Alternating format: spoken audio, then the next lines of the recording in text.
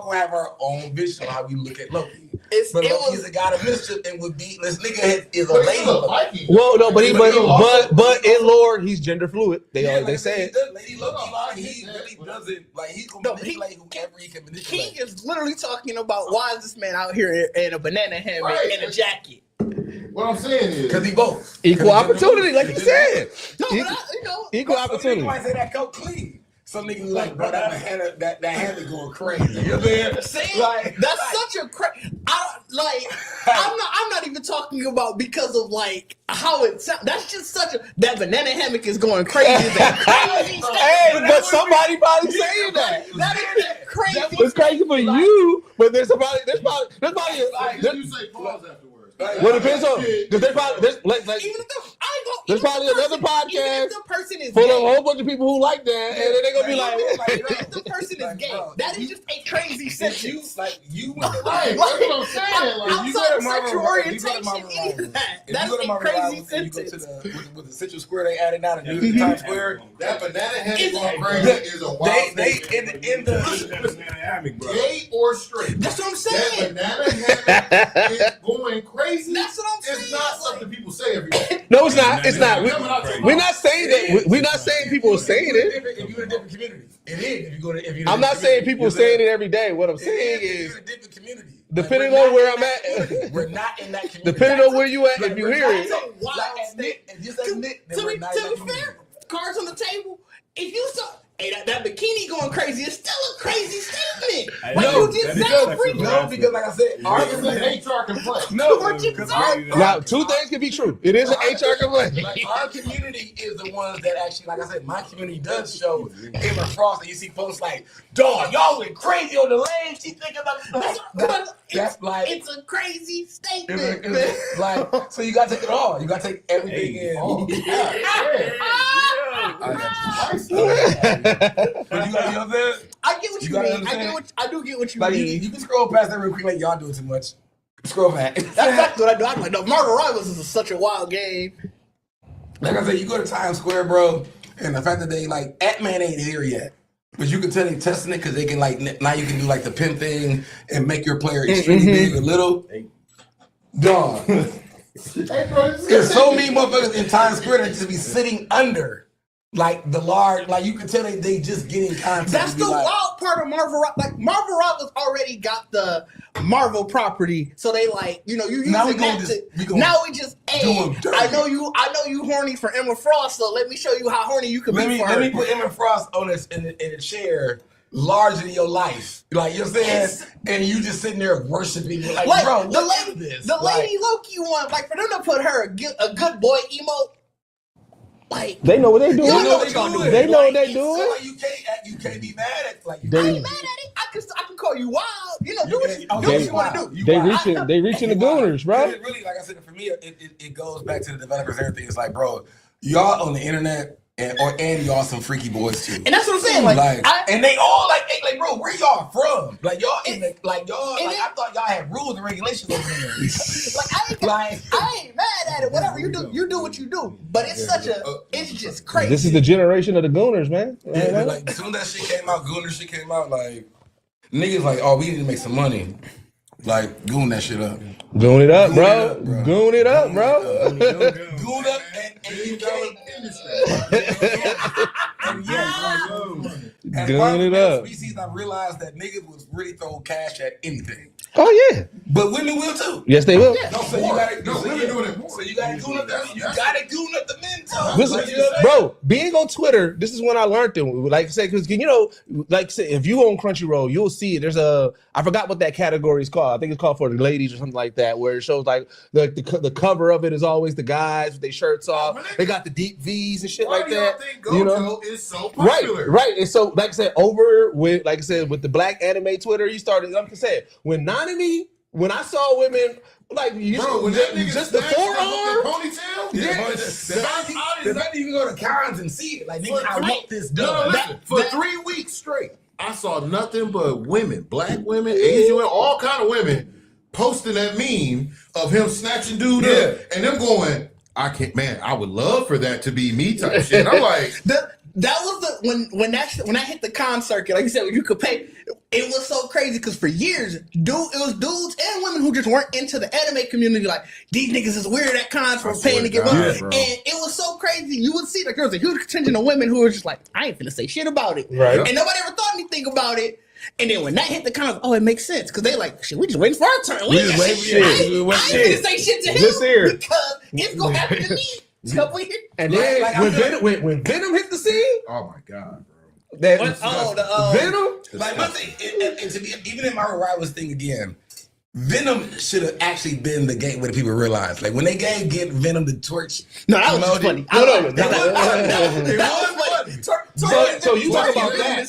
So you talking about that? I'm talking about Venom.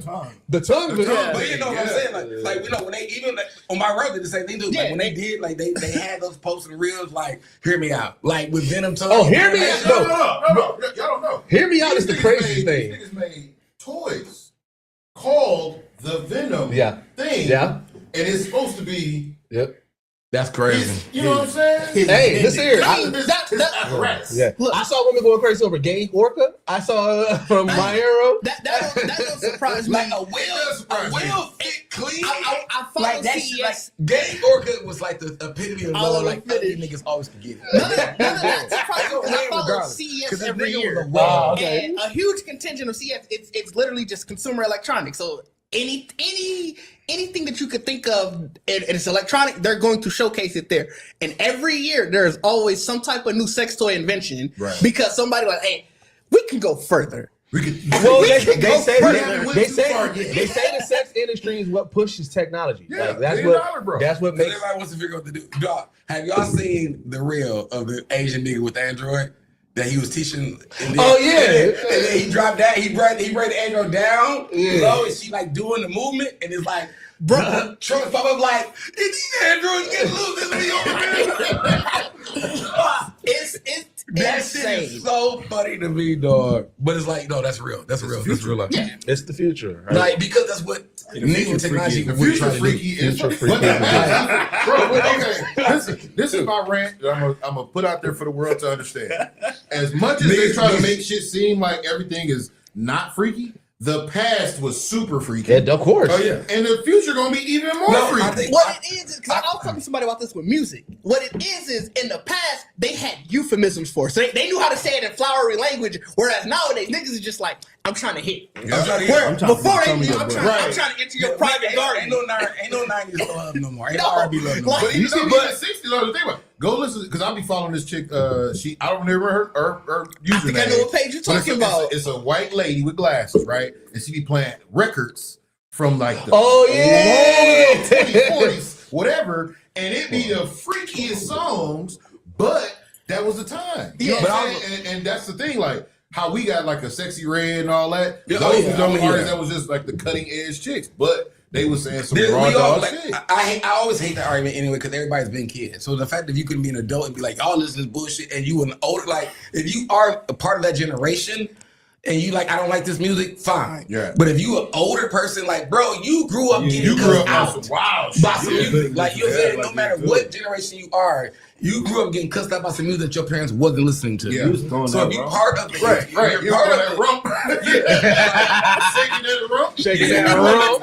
Like, and that's all it was. Like, it's a change of the. Like, I think what makes it crazy is that you understand that it never actually left.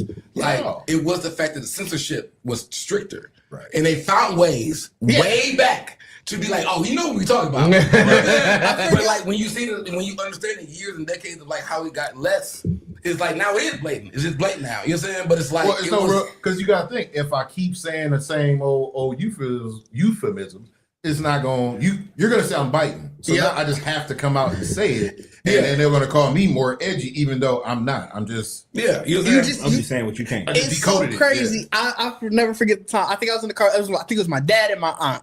And they was talking about how music, and I had my headphones on, so I don't think they realized that I could hear them. And they was talking about how, music nowadays is all through drugs. The song that was in the background was fucking Candy. And I was like, I know y'all fucking lying.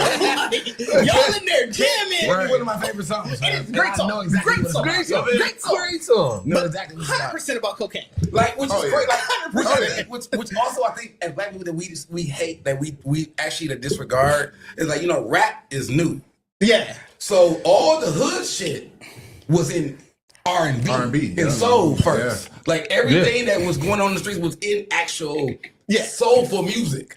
So like it just became rap, and it's like now I can understand it more. But it's like you talk about cheating, killing, and all that shit in music, in soulful music at one point. Well, I was gonna say because blues, R&B, all of that, you gotta think that was the original topics to get that out. Yeah, that's what I'm so saying. even like '90s R&B, I always laughed at it. Right, I always felt like from the '80s and '90s they had harder R&B groups than they did rappers. You know what I'm saying? Yeah. So like you look at Poison, you look at all that. That was technically rap, but it was R&B. Yeah, it was. And you know what I mean? I think the moment a rap group comes out, now you are talking to all the R&B groups that should have had, like, bro, I need y'all to be edgier than this. Like, these niggas look. Yeah, see, that's what that.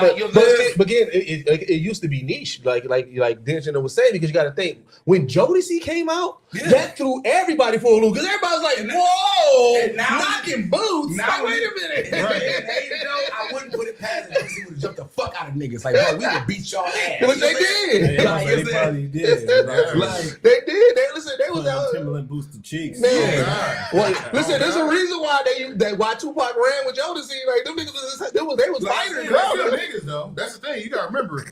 I feel like this is the crazy part, right? we looking at from the outskirts. I mean, from the Lucas fans. But these still niggas. These still some big niggas. Yeah. That you don't know what they was doing beforehand. They just got pulled in the studio and nigga was like, "Hey, can you sing this song?" Which is crazy. Wait. So did y'all hear the story? Like, who was it? After this, we need to start. Yeah. Oh fuck, who was it? There was a rapper. I think it was Jadakiss or Styles P, and where they roll with Earth, Wind, and Fire, and Earth, Wind, and Fire was in the hood, and niggas pulled out pistol on on Jadakiss. Right? It may have been Styles P, right? I feel like that. I can't remember. Fire? That's what I'm saying. Like that just seemed like two. No. Complete generations. No, it is. They was doing the song. They was having Earth, Wind, and Fire on the song, right? So he was like, "Man, I'm pissed off that I got Earth, Wind, and Fire into this ghetto hood nigga shit." And they was like, "Well, how did they react?" And they was like, "Really? Them niggas is with it." One of them, I forgot which one he was like. One of the members was like, "Man, if you would have told me, man, I would have brought my poker." Like, you know what I'm saying? So it was like, poker's crazy, bro, because you got to think they come from the era when niggas fight like this. But I mean, you know what I'm saying? They do look. Maybe it was Wu-Tang. Maybe I think it might have been. Was it Late Crime? Wait, it might have been Ghost. It was Ghost. It was Ghostface. Yep, it was Ghostface and Earth, Wind, Fire. He was, and it was like, so like that's hilarious. I was gonna say one more weird thing. Like, I think it's even funnier because when you think about like rap groups, like, you know, 80s on it going was like really more cohesive, put together. You know what I'm saying? Like niggas, like we all knew each other. We rap already. You know what I'm saying?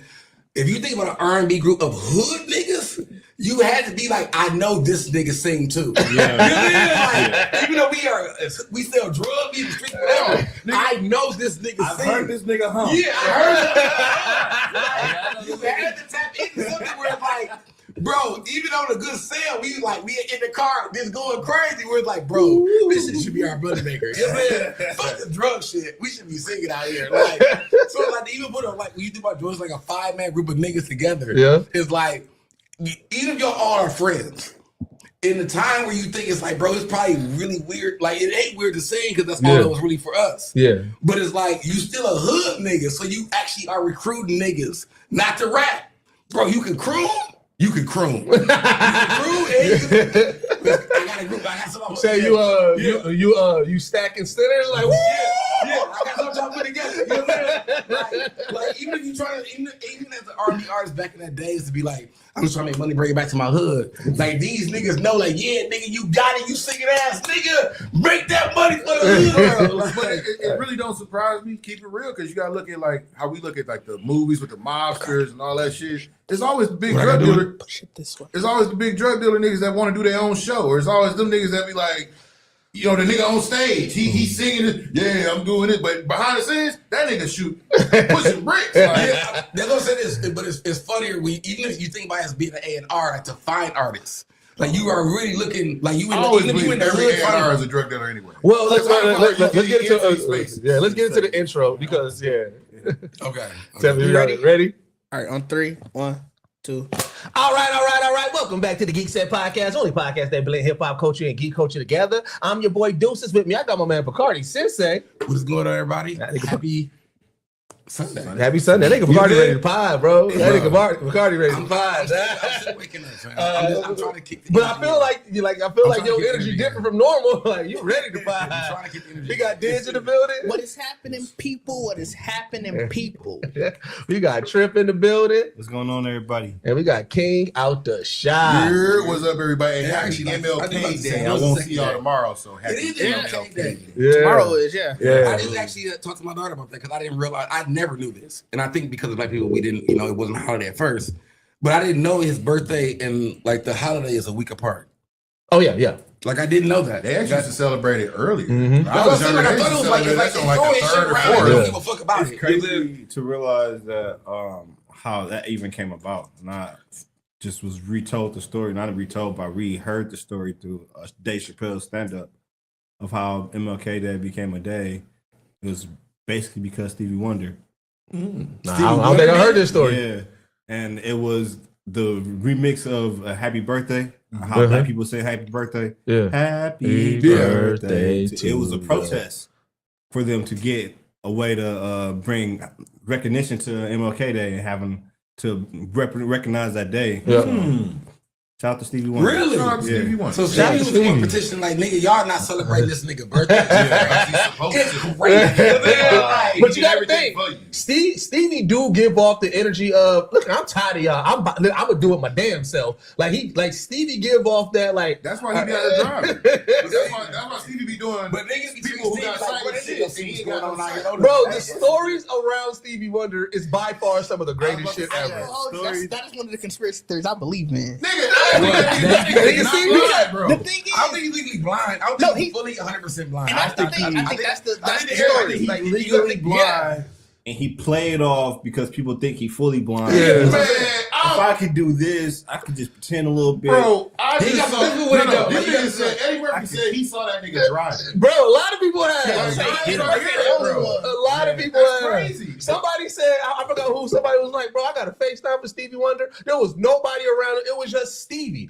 Who the hell helped him set up this FaceTime? That makes sense. You can have your phone doing that. That's Yeah, one. right. That's you can have your Stevie might really just got to squint. How does Stevie Like, know you he feel been like looking he at the might be screen? doing it. So, yeah, it might just be. Like, You but from I hearing think- and stuff like You that. gotta think how long Stevie been blind to announce it to people. Everyone's going to just like But that's really the thing. correct, I try to treat fully- you like this blind. I fully believe that when he from the jump, he just been saying I am legally blind, and like you said, people don't realize what that means. So Right. from the jump, he's been saying I'm legally blind, and everybody just you can't see shit. Because of Ray Charles. That's what it is. Ray Charles.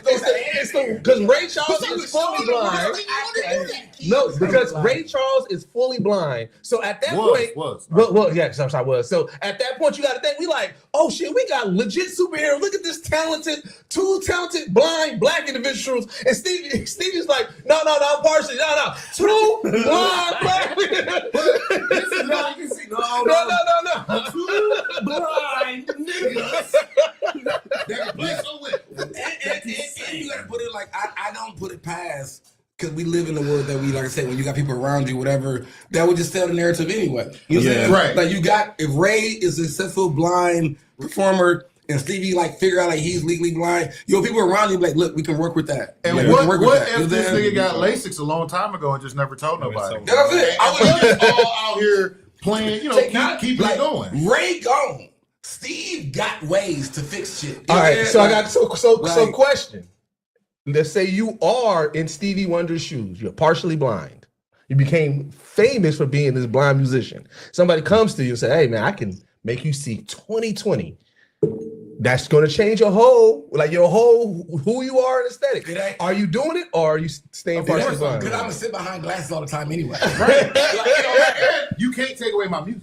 I was gonna say that's why I fully believe into this one, because it's like it's not gonna change shit. If it came back and Stevie Wonder said he could see, guess what? All that music is still magical. The only way, the only way it's magical, and I appreciate whatever music you make after this. Like, no, because the only way Stevie, it is what it is. The only way Stevie would actually like burn my musical career with him is if he actually make a song that actually talks about topics.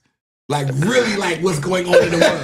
Like, bro, who talking to you? Did you like? What are you doing? Like, a lot of famous. A lot of this music is really like a very good theme, and it fits like just the era that we in times. But to really be like, nigga, Trump ain't shit or some shit like that, like, cuz. That's still what I was still listening. But that would be within his realm. I mean, Stevie Wonder is really political when it comes down to it. But there's two conspiracy theories that I also believe in. The one is that Stevie Wonder is actually not, fully blind. He can see. He just be fooling motherfuckers. Because I did see him walk off stage once. Yeah. I saw him catch a mic stand. You ain't got no stick or nothing. Yeah. You just found the stairs. Oh, Stevie, I trip over stairs and I can see. I seen him catch a mic stand. And it wasn't like the mic stand was in front of him. That man was doing this. He did the moves. And then I saw a nigga walk off the stage, bro, after a ceremony.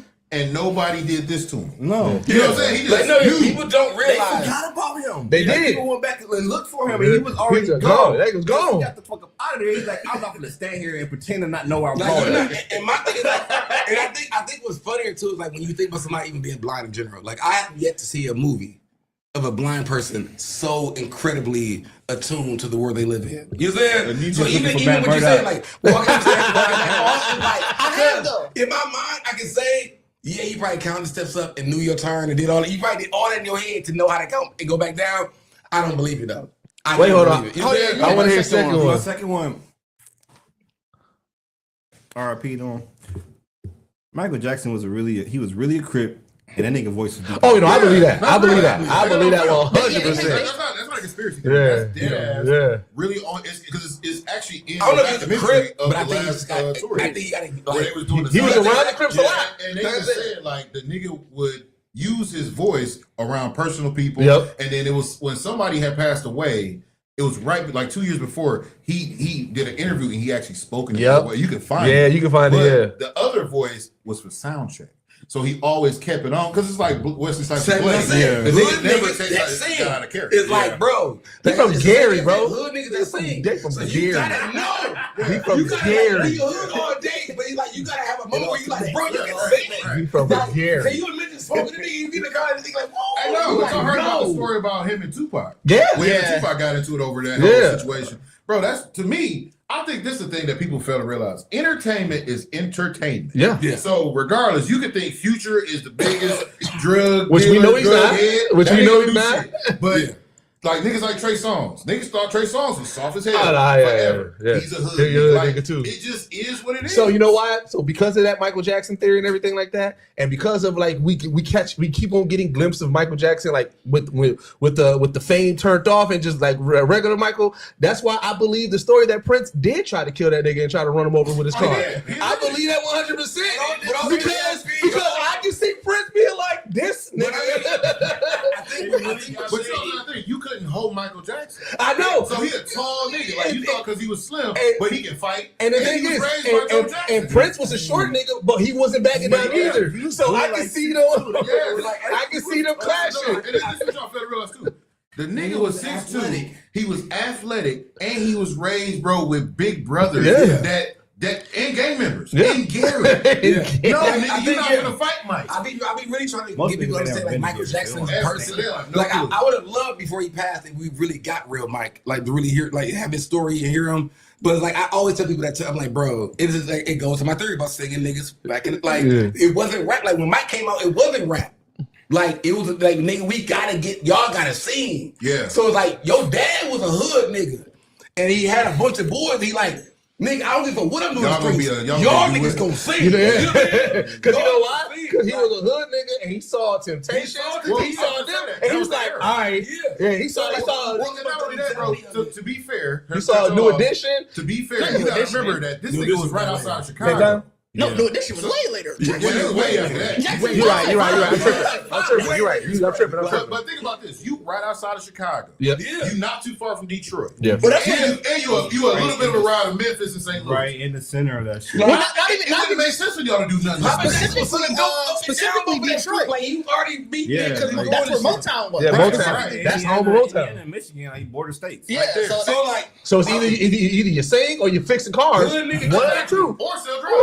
the hood nigga definitely told Papa Jackson like, "Oh, you out here trying to make a goddamn quartet or some shit." I'm like, you know what? Yes, I am. You know what? Think about it. Had little ass kids in clubs doing the chitlin circuit, doing all this. You had to be out there either selling drugs on the back end, moving some liquor, or you doing something illegal. Where they're like, yo, we gonna get your kids in here. Don't even worry about it, bro. Yeah, like you trying to move your kids in this space where it's like, I really can't have kids here. You wanna know what's like, funny? I'm gonna plug you some weed or whatever. I'm gonna supply the crowd tonight. Whatever. Let my niggas, let my little kids in the door. You want to know what's a funny realization? Because you got to remember, the Jackson 5 was the Jackson 5 first, right? Yeah. Right? But there had to be a moment where Joe Jackson, I'm talking about hood nigga Joe Jackson and Gary, heard Lil Michael hit that high note. That nigga, bro, he saw a dollar sign. He had to, because you got to think, you got your whole boys, right? And you probably, a lot of the times you think your firstborn gonna be the one or whatever the case may be, and then you see this little baby hit this high note that you ain't never heard nobody else in life hit. Yeah. You like, yeah. To me, in my life, that was like the birth of the meme where that nigga was in the room like, it's like a bitch in here. Like you heard Michael, you heard him talk to order, and he's like, boy, y'all niggas ain't got shit on Mike.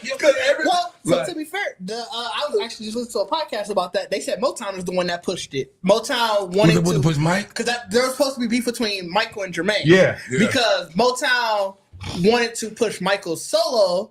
And Michael didn't want anything to do with Motown anymore. He wanted to sort of go, I think he wanted to go to Sony at the time. And he wanted the entire Jacksons to leave. And I think the rest of them might have been with him if I'm remembering the podcast correctly. But Jermaine was married to the daughter of, happy daughter of Barry Gordy, then I guess at the time. Yep. Ooh. And so he was like, bro, I can't, this is the family. Yeah. Like, I can't leave this. And they said, the rumor is that's where the start of the beef is. Well, because when where you go to the if you go to those old Jackson 5 songs, before Michael started getting most of the solos, Jermaine was getting them. Yeah. He was getting mad solo. He was the lead in a lot of songs. I hate to say it, but I really remember too, and I remember watching this because it reminded me when I watched Vince Staples' show. Jermaine is what got Randy to fuck with him. And then that's why I remember at the end it was only Tito fucking with Mike before it just became Mike. Yeah. Because it was a split, it was a divide. You know what I'm saying? I think that's what messed it up too. You let the record labels kind of divide the company. Well, yeah, but back in those days, record labels was definitely way more nefarious. You a nigga with some kids, and you like, bro, I'm just trying to throw you money. I need you to do this, do that, whatever. He cussing and beating his kids up like, nigga, I need y'all to follow the fucking rules. Right? I need y'all to follow the rules. You saying like it's another game. Like you gotta think like so. It's like whip them in shape. That when you think about so it's like my thing is like when like the fact that. Mike is one of the craziest social experiments to me that I've seen in my life because like the shit he went through in life in general. When you know like this is a very hood Gary, Indiana born father, like siblings to brothers and all this shit, and be like, bro, I know you even having a skin disease and like I'm gonna turn this into this and that and do this and like there isn't a black person in my life that I've ever seen take such a dramatic just left in his life, even when people try to say he's not black or he just people try to have moments where they he just owned black and went light and all that shit and do this, but it's like, bro, this nigga really had one of the wildest lives that you could ever have to be the youngest. Yeah. Well, you know what I'm saying? You came in where the nigga was already your daddy was already whooping niggas into shape to be this, and you came in with the golden voice, and he you know what? I'm on your ass. You over the top. But I think it's also too. It was like a timing thing. Like you came in at a time where we didn't really know much about Vitiligo or none of that. Yeah. And at the same time, it was like, bro, you were a phenomenon. Like you were a little kid with a dope voice that we've never heard come out of a little kid. Mm-hmm. So yeah, you got put on the platform. You kind of got exploited, and then when you changed on us. It fucked everybody up, but think about it. That was science. Nobody really believed in or knew about vitiligo. And I also feel like the Jackson 5 is a blueprint to because like I said, when we talk about even Joe putting that team together, it was Temptations, all the shit older. Yeah. Like it was older groups. Older groups. And he was like, I can't wait for you niggas to get older. Right. So like the Jackson 5 is kind of like the birth of like actual teen R&B groups. Like, you know what I'm saying? Like actually like bringing kids early into it and being like whatever. So it's like even Mike, like I said, Mike's childhood growing up, like bro, you've been a child star for real. And it's like, for real. Like we grew up after the Jackson 5 of ABC and Belle Biv DeVoe and all these things who was under 18, like successfully making money. But it's all because of the Jackson 5 treatment. That's how I really like. That's why it's the American dream, bro. Yeah, that's why it's the American dream. dream. And it changed the parenting and everything because now you are actually parenting and raising your kids. Oh yeah, we start saying over and do shit like they might even want to do this shit. But it's like, well, like if I'm gonna make kids, I'm gonna make kids. I'm gonna make kids. Right. Like. All right. Well, let's get into some topics, man, because I did want to. We had a couple of things happen this week. Now I know Dinch is big Star Wars. I've been, saying Star Wars. Where are y'all at? I don't think I know. You're big Star Wars. Come on now. I ain't. You see my shot. I mean, I don't watch every show. But I mean, you're a fan fan. of Star Wars. I'm actually a much bigger nerd than I thought about it when it comes to Star Wars. But yeah, I'm in it heavily. I've been trying to watch some of the other shows. Yeah. I'm a big main story. Oh, I got a hot take on Star Wars right now because again, I'm doing my timeline rewatch. Yeah. And so far, I've probably watched 7 shows or something like that, movies and shows all up because I'm on Rebels, and I ain't gonna hold you. Rebels has been my least favorite watching right now. I think Rebels, you don't like Rebels? Rebels have been my least favorite watch right now. TNT or TBS just did. They played the 3 originals. So they always do. New Hope. Yeah. Because like I said, in the timeline order I'm at, I started with the Acolytes, then I watched the prequel series, and then I watched Obi-Wan Kenobi, then I watched Solo, then I watched The Bad Batch, and I watched Clone Wars, and now I'm on Rebels, and I'm like what 11 episodes in, and tough, bro. I'm not a fan of Ezra. I know, I know Ezra's a beloved character. I'm not a fan of Ezra right now, but nonetheless, I wanted to talk about Star Wars because there's been some shakeup. So Dave Filoni, who had a hand in Mandalorian, what else did he work on? Oh, I mean, a lot of the stuff recently. Yeah. So but he's taking over as head of Lucasfilm. Right? Yeah, him and I gotta get the other lady's name. Who's first? So Kathleen Kennedy, she's been the head of it for the past 14, 15 years. Really? The reason for the news. Yeah. For a lot of the new stuff. Really? So she really had her hand in really shaping the last. Yeah. Okay. So her last 2 films are going where she's as head is going to be the Mandalorian and Grogu one, which Dave Filoni is probably at least producer, maybe even executive as well. And then Star Wars Starfighter, which comes out next year.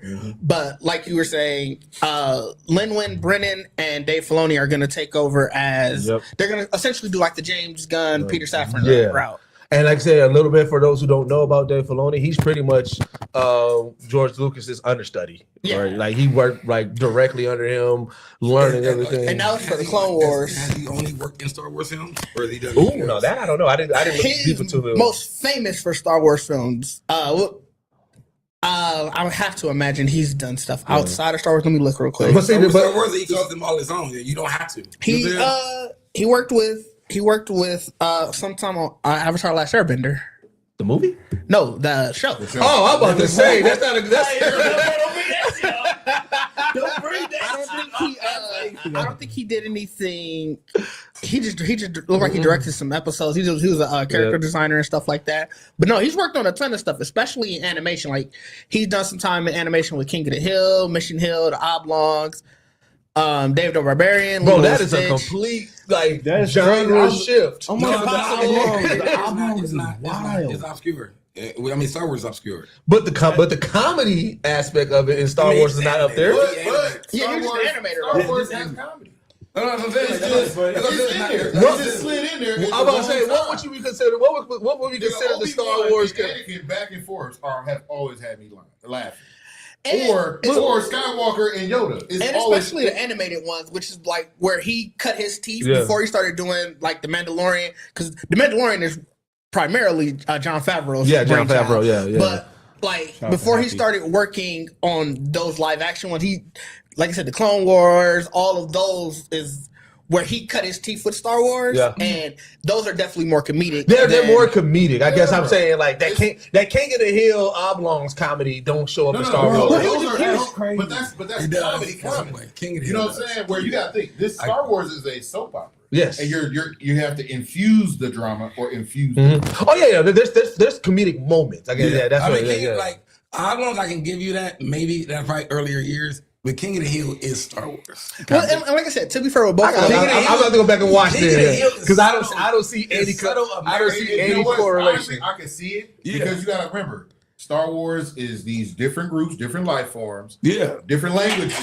That somehow these niggas understand it. So is the same thing with King of the Hill. Boomhauer, the Chief. Like everybody has their different quirk and theme from a different thing, and they all have to come together. Like, but the main one is, I guess, Obi-Wan or it depends on what you watch, whatever, and it would be your like King of the Hill. Like I said, like King of the Hill, like even if you put King of the Hill and compare it to like Family Guy or Simpsons or whatever, King of the Hill doesn't have actual cartoon humor.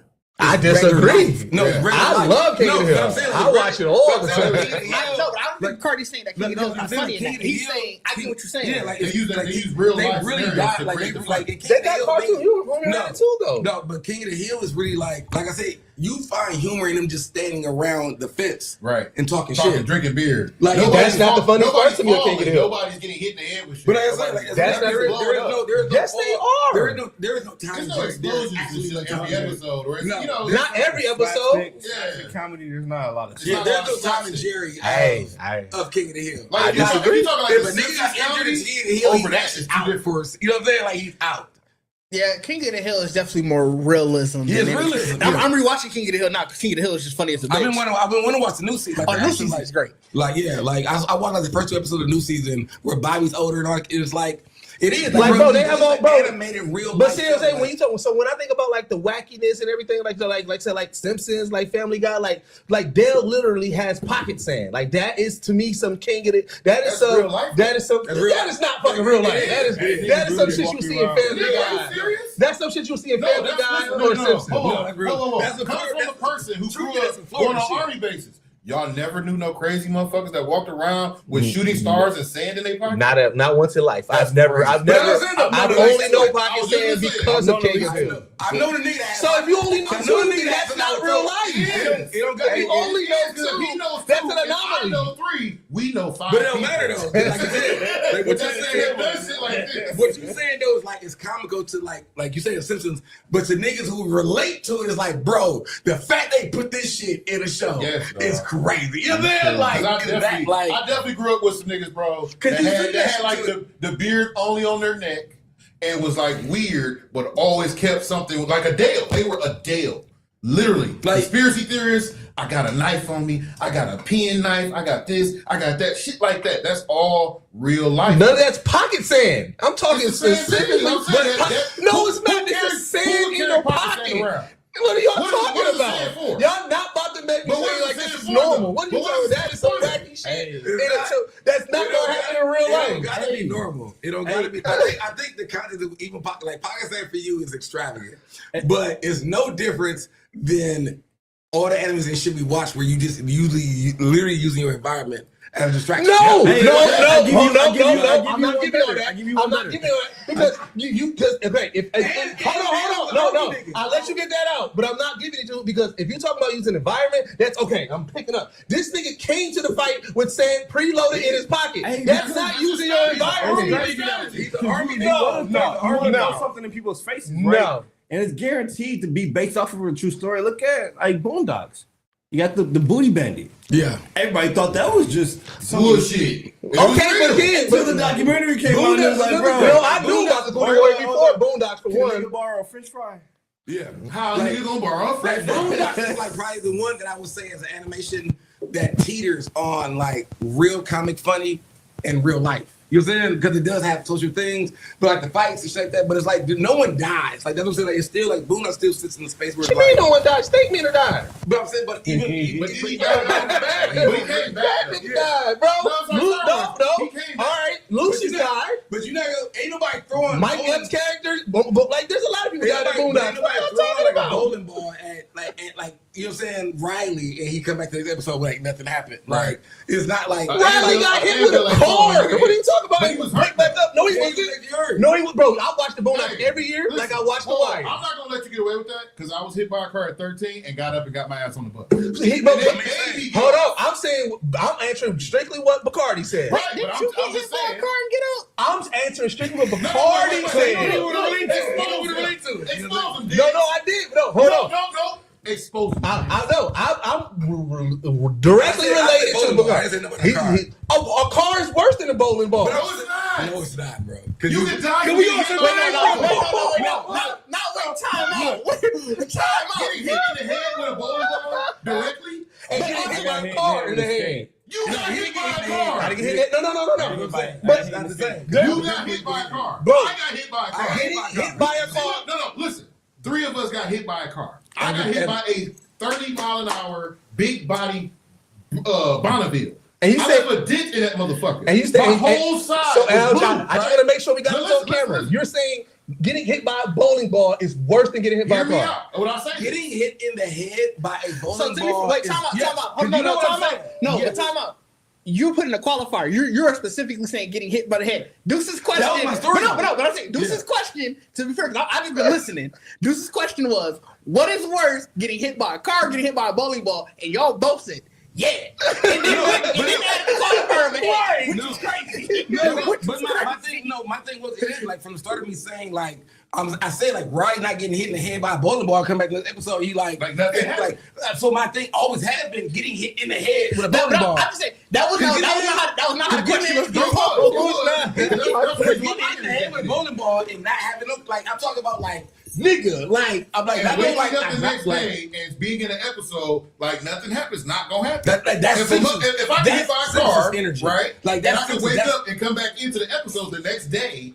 I can still look like nothing happened. That's Simpsons. Like that's Homer. That's Homer doing shit, and you like it's just a regular day. Like that's the difference between that shit happens in King of the Hill too. It happens in the Boondocks as well. It does. It did not.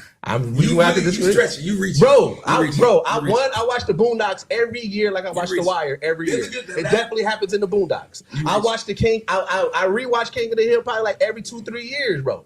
They have wacky shit in there. That's because it's animation, my nigga. You reach.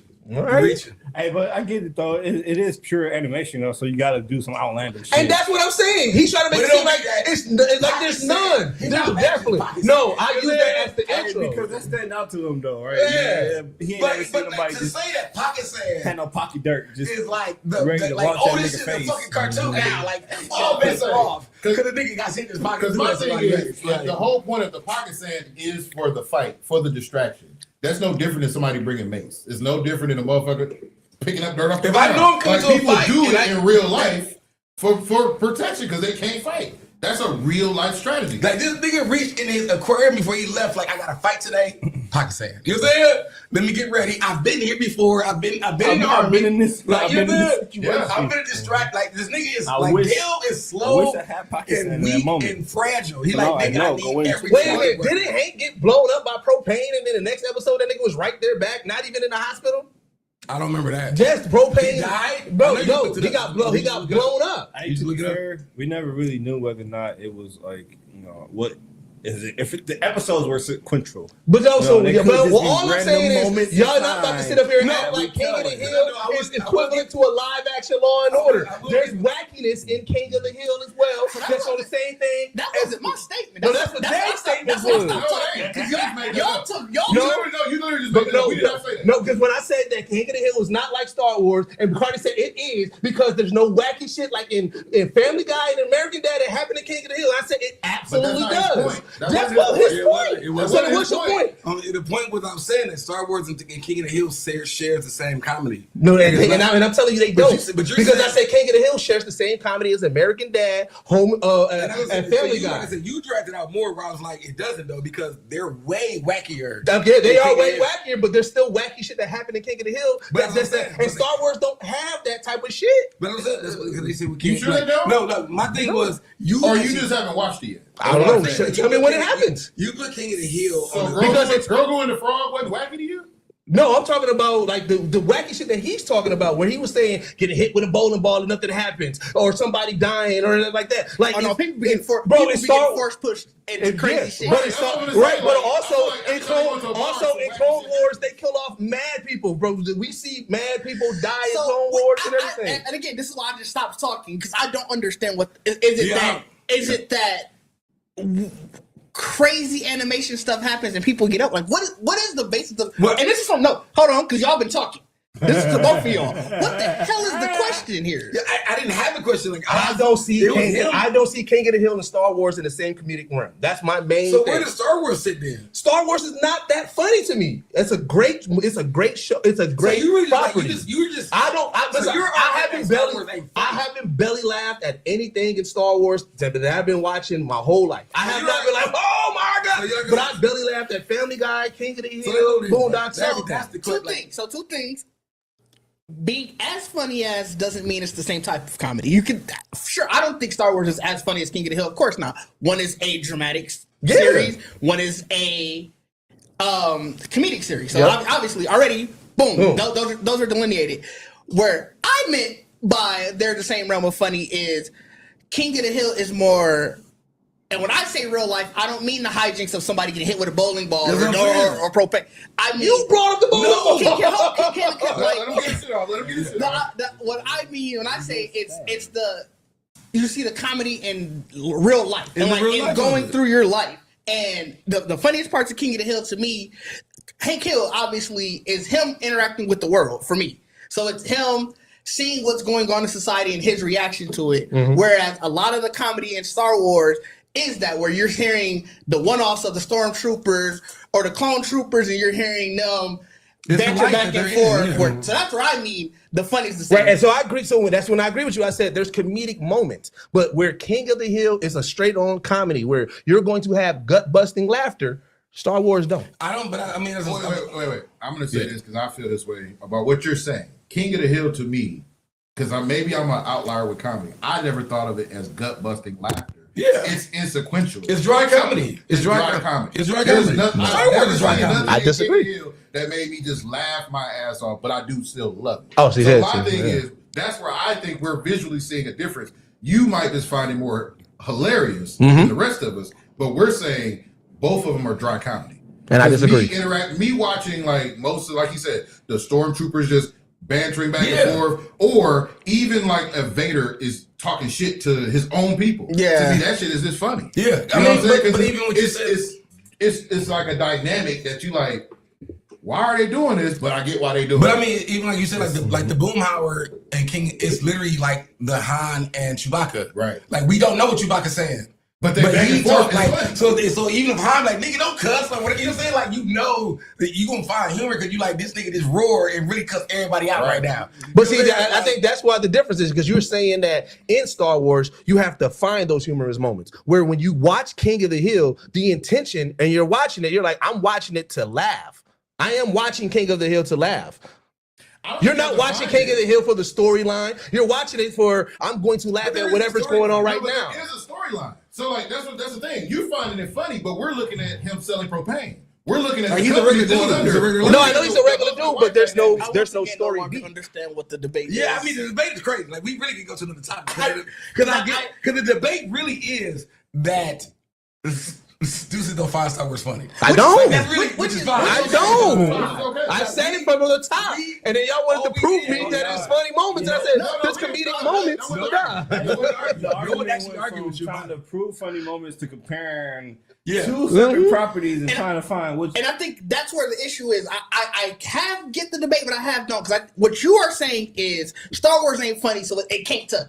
And what everybody else is saying is. The moments that they find funny in Star Wars relates to another IP. Are the same type of funny of the moments that they find funny in King of the Hill. It's not whether or not it's as funny as the other. But yeah, but that's what you keep defaulting to. No, but I keep on defaulting to because I said that I disagree.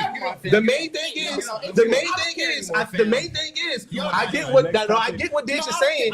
The main thing is I disagree, and that's the one thing I said that multiple times. I disagree. That's okay. I didn't get a chance to finish my sentence. I disagree. I disagree. I don't care, fam. But the main reason why I bought it today because I want to see, is this a good idea? Is this a good situation? No, y'all brought it up to King of the Hill. I didn't even want to bring up about this. I want to talk about, is he a good fit to run the Star Lucasfilm? Vehicles, fam. I couldn't get my. I don't. Well, let's talk about the main topic. Is he good to fit to run Lucasfilm? I'm gonna be honest. I don't care anymore, fam. I tried to talk 3 times. And I got through all 3 times. Well, so I'm bringing it back. Is Dave Filoni good to run Lucasfilms? I don't know. I don't even know him like that, so I don't care. I really don't. Like I gave my conversation on what I thought I can relate to, and that's I don't know this nigga. So you know Dave Filoni? Is he? Yes, he's cool. I'm happy. I gotta be reminded of some properties that he participated in. I mean, because that was at the beginning of the conversation. We went on a nice little nature walk through Tangent City.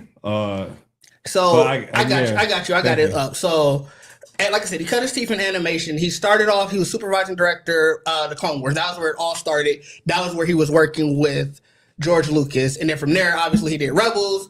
That was also, I think, he was supervising on that one, and then from there, he's already sort of been handling a lot of the creators in Star Wars for a couple years now. So this is kind of like. It's a long time coming where you already kind of expected, like the rumors have been out there for a while. Okay. But then, like I said, once the live action series started, even though they were the brainchild of Jon Favreau, him and Jon Favreau worked heavily in Mandalorian, Book of Boba Fett. Okay, so it is a natural fit. Yeah. So I'm gonna say if Jon Favreau got his armor on him, then I'm good with that. Well, that collective, because don't they? If I'm not mistaken, they also like buddy with Feige, right? Isn't George Lucas and them like with this world building, Jon Favreau, Lucas, and all that? I don't know how close you would say like buddy, but I mean, you figure they both work for Disney. They're both in charge of 2 of Disney's largest properties. So see, that's what I thought. I thought it was more of a collective too. Like say like that's like we buddies too. You know what I'm saying? Kind of like on some like Seth Rogen before old boy did some fuck shit, but like that, like I thought it was like a rat pack. So I was like, oh shit, this is gonna be crazy. I can't think of his name, but not Dave Franco, the other Franco, yeah. Like James, what I'm saying? Because Franco. So I was thinking more about the rap. Now, so for the ones who are definitely deep in Star Wars, what was more is with Rebels and Clone Wars? What is considered better in the grand scheme? I'm gonna be honest. I don't care what other people say. It's for me. Well, I'm asking you. But you're saying what's considered. Well, I guess what does the lay of the land says? I was just gonna say okay. 90% of Star Wars fans I don't like. So you cannot. We as a collective, we don't agree because everyone is different. Like each series, each story is a different story. So you basically choose what you like. And if you don't like it, you just don't talk about it. But also, like, I don't pay attention to what the collectors say because 90% of Star Wars fans annoy me. So I really feel like to me a true Star Wars fan, if you really are a fan, then you actually have done all of the work. Like you'll say, like this is like being a geek. If you're a Star Wars fan, you've read the books, you've read comics, you ain't just watching the movies. But you can't debate with somebody because you always lose. If you date somebody who's actually a fan and like, well, I read the books and watch the movies, and now you don't watch the. But I mean, but isn't that not like with every property? Like you can't say one is better. No, but I think I know. And I know you changed it after the fact. It was the what's the general census? So your question on what is your favorite makes sense. Yeah, you should be able to debate that with anybody. But again, I don't debate it with Star Wars fans because they suck. I guess my question is this. No, even outside of that, I guess my question is this because like how like okay, you can have a Marvel conversation with people and they'll be like, all right, what's your favorite Marvel movie? Like, what? Like, not your favorite. Like, I feel like most people. What is general consensus? General consensus is going to say like Winter Soldier is probably one of the top tier Marvel movies. General consensus. I mean, it's a great movie, but I don't think it's my favorite. But no, but he is right. General consensus. For most Marvel fans, they will say it's Winter Soldier. I also disagree. But you know, I do. That is the accepted. The difference with Star Wars is so many of their fans, whether it's the original trilogy, whether it's the prequel trilogy, I don't hear too much about it with this one. But so many fans, whatever they grew up on, that is Star Wars, and that's it. I know. And so, you know what I just learned, Ditch? I just learned that people call the what's the name? The one with the Wookiees. I did not know that was a thing. The one with the furs, like that's like, and that's what people hold that to a high regard because of that one.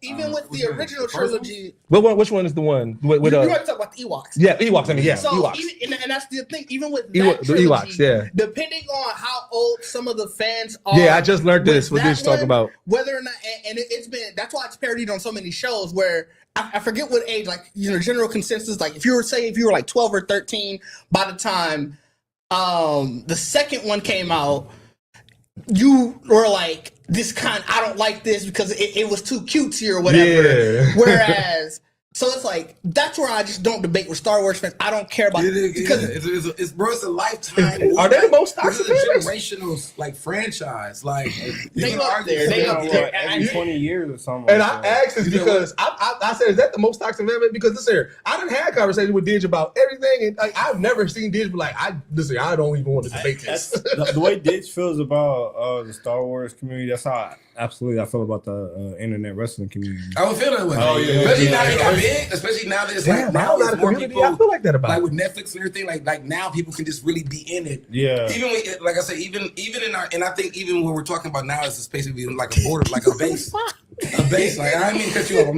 That was. Because I'm gonna say it back to him, but I'm just saying, like, I feel like even when we talk about now, it's like understanding, like, even being in the geek, when you finally put your love out into the world, and you start realizing like how commercialized it gets, and people talk to you like, bro, when were you watching this? You know, like you really be in the space like. Since when do you care about this? You know? Because it's so widespread right now. I'm trying to think of if there's a fan base that it's not even like that. I want to I cut him off. Oh, okay. You know, like I was just trying to take you a premise. No, you get the faces because you. Wait. Can we stop doing this? Yeah. Stop the outbursts and stop cutting people off. No, yeah, we working on it. No. I'm gonna just remind us now, and then we got a better episode after that. Yeah. All right. But no, I feel like for the internet wrestling community, people always hold certain eras to their heart, and that's cool, right? Because that's the era you grew up on. Like people, like, the golden era is the best era of wrestling. It's Hulk Hogan and Andre the Giant doing 4 moves in a fucking ballroom, and it's like, okay, cool. That's what you like. You know, some people would enjoy the Attitude Era a lot more, and people hold that to a high standard. And then you look back on the Attitude Era, and it's like, oh well, it's not really that great. And it's like. I understand that, but you can't really tell somebody what they like is wrong, because that is what they like. You know what I mean? What you like is what you like, and I have to understand and give you that. If you can give me pointers on why you feel like that way is the better way, or that era of wrestling or that era or whatever is better, okay, we can talk about that respectfully, but don't tell me I'm stupid or I don't know shit. Yeah, once they start using disrespectful words, like, bro, like what? Like, once they start using disrespectful words, I'm out. Like, what makes you the expert? I'm out. Like, what's the era for the Attitude Era? Like, consider years. I mean, it's like 96 to like 02, 03. Okay. And then you got that's the last era. That's the last era I know. Like I really watched wrestling era. No, what was like 03 to like what did you say the era was called? Ruthless Aggression. Yeah. That's the last era that I dabbled in. And then the PG era, which is 2010, it might be like 2019, and now you got the reality era. It's called reality. Is that what they call it? That's the issue with Star Wars fans, where it's like I said, where you was born and where you it's not even. It boils down to where it's not even the era. It's also the project, where it's like this project is automatically ass, and it's like I was a person, not necessarily with Star Wars. I haven't been like, oh, this project was ass because of X, Y, and Z. Yeah, but obviously I have strong opinions about stuff, and I used to be like, oh yeah, that's just trash. I've been trying to train myself like it's just not for me. Right. Like that's the thing. Like I may not like it, but it's not for me. I ain't gonna hold y'all. Thing to say. I ain't gonna hold y'all. I get it, and I love your growth. But nigga, I'm not letting go calling shit trash that I feel is trash. I'm not getting there. I'm not.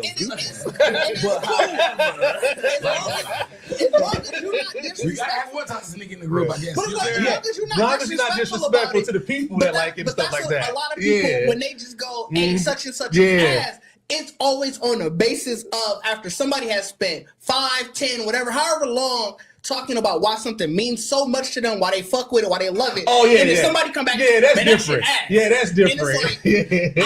I mean, you stand I'm also not a person. If I'm going to call something ass, I'm going to have like the points on why I believe it's ass. It's not going to be anything. And I'm not going to be like, oh, it's ass. And if you disagree with me, like, oh man, you ass too. Like, to me, once it starts getting disrespectful, like, yeah. But like I said, I use colorful language like ass, whack, trash, shit like that. I'm going to do that. I'm not going to stop that. But I'm always going to at least have my talking points on why I believe it is. Yeah, you definitely want to get your shit off though. I think you are a toxic nigga in that space though. But I think the banter, this is my thing with banter when it comes to that, because I deal with this with the barbershop stuff, and I've always had to. That's why I don't call movies necessarily trash or series trash. I generally try to give it. You definitely don't. You're the most open person. Well, the reason for that is because I understand the respect that comes with how it affects certain people. So like, if somebody like I could say like a certain movie like John Q touched me. It was a great movie and blah blah blah. And is that He said movie. He said movie. I thought he was gonna say John Q was trash. I didn't even hear what he said. I was ready to go.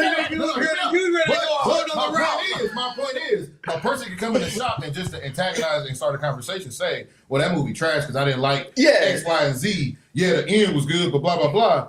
But at that point, have you factored in that now I'm willing to fight you? Well, so here's the thing. No, I agree with you. I agree. That's the thing that niggas don't understand. That I feel like most people got to realize. The reason why I stopped doing the trash thing is I could see how that affects people. Like I'm NBA talking shit, right? So if you a Steph Curry or a Jordan fan or whoever fan, and I told you bro ass for XYZ. Guess what? I'm saying this with the intention that if you want to fight behind it, I'm willing to fight behind it. So not everyone is with that. So I take the personal view of I got a question. No, let me even though look, y'all still talking, not listening. See. I do this. I can't say I hear me out, bro. I do this because at the end of the day, I respect your feelings now. Because I know you're not doing that. So I do have a question. You're doing it to talk to me. But I had to back down because when we did conversations in the shop, nigga, it come to a fight. Okay. So that's what I'm saying. My reason why I give you people the grace, even if I don't like a series or like a movie. So I'm going to combat you on this because we just had this situation for One Punch Man. And the aggression you put towards me, like, nigga, being in the seat, and a nigga like, so you fucking like this? You like this? And you can change the episodes like, nigga, so you like this? Do you actually fuck with this? I'm like, bro, I do like the episode. And you really was like, nigga, ain't no motherfucking way. But you got the clippers in my head. I was trying to say. So like, that's a scary. So first of all. So let me say, but I'm like, nope, because now you trying, like, go ahead, bro. Go ahead, bro. I know you fuck with the One Punch Man either. I do. I said it at the beginning. Like, when it came out, everybody was like, hey, it's uproar. I'm like, bro, it's fine. Like, I don't watch One Punch Man in general. So I just like the I said no, but my thing was like the initial conversation with me telling you like I don't have a problem with it, and then what you at the end? At the end, I said I had the same, but my thing was I said this. No. So my friend said we are animated. We gonna end it. Now I'm aggressive because I was my friend. All you was doing was trying to point out everything. That I'm like, yeah, bro, I see these same things too. That don't mean I don't like the season. That doesn't mean I don't care. Like I still like the story and I'm still here to watch it. Like I'm a fan of One Punch Man. Point out the reasons that but you're trying to make me actually hate the series. I'm like, bro, I don't. How long was this conversation though? bro, long enough to get my haircut scared. You know what I'm saying? You know what? You feel? So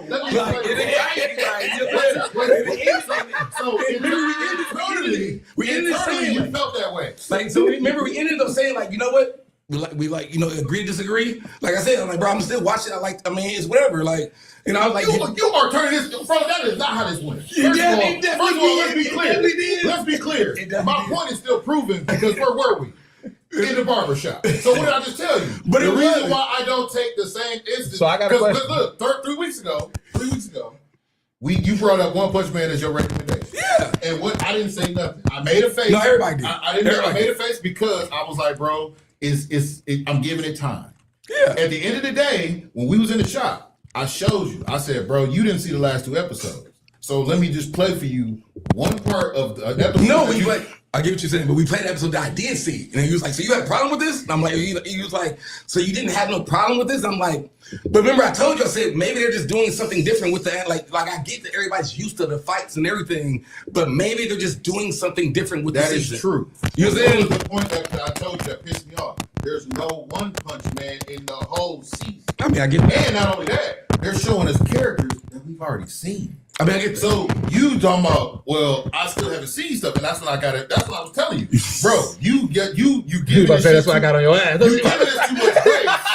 That's the thing. You giving this too much grace. I'm saying, well, it's decent right now, but the whole point is the last 2 episodes that I'm like, bro, this shit. I thought this shit was gonna get better, and it's not getting better. And you were just like, but it good. And I'm like, you know what? Let me just show you. And when I showed you, you even said yourself, you're right. It's not doing what everybody wanted. It's not what everybody wanted. They're not doing what they did before. Yes, and it's not getting better over time. So I do have a question. Agree. Like I said when we both. So that was my whole premise.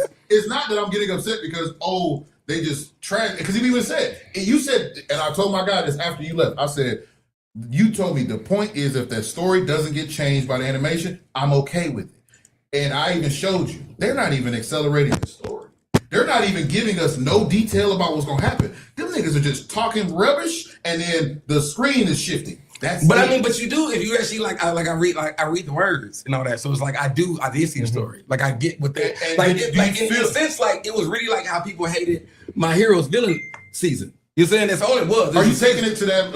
Are you comparing My Hero's inconsistency with their villain movements? I mean, but people hated that season with One Punch Man's story. What is it? What did you take from the episode? Why are we breaking down One Punch Man? I don't know. Why are we breaking down One Punch Man? I really feel like he said I had no valid reason. But why are we breaking it down in this moment?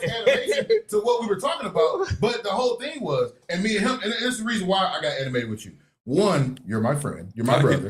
And 2, we're in the same breath with what we like. So it's a difference between a LeBron Jordan situation. It's a difference between a Star Wars and King of the Hill situation. It is me and you on the same team, and I'm not understanding what I should be getting out of this, and you do.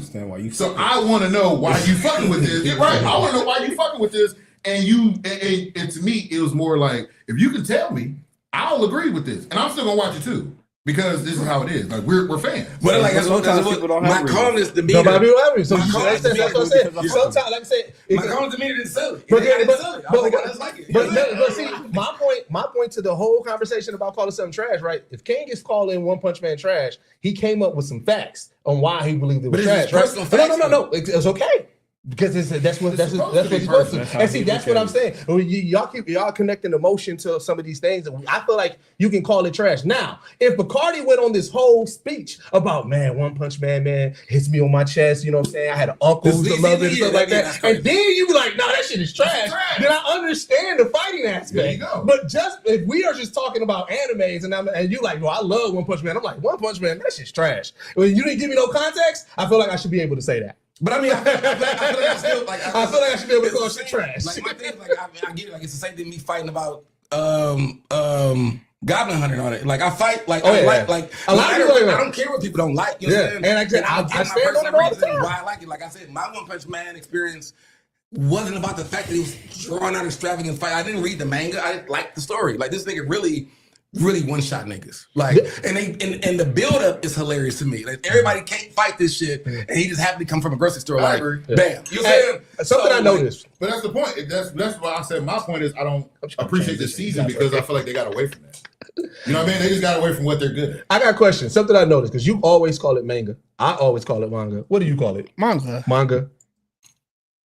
I call it manga. No, Why do you call it manga?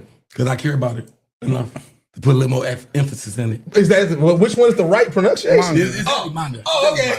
Because every time you say it, it makes me question because I'm like, one, you was the anime nigga before most of us. I was never a manga nigga or a manga Well, nigga. no, I didn't know. But so it's the thing. You was the anime nigga. Yeah. Like when we put this podcast together, I was the floater.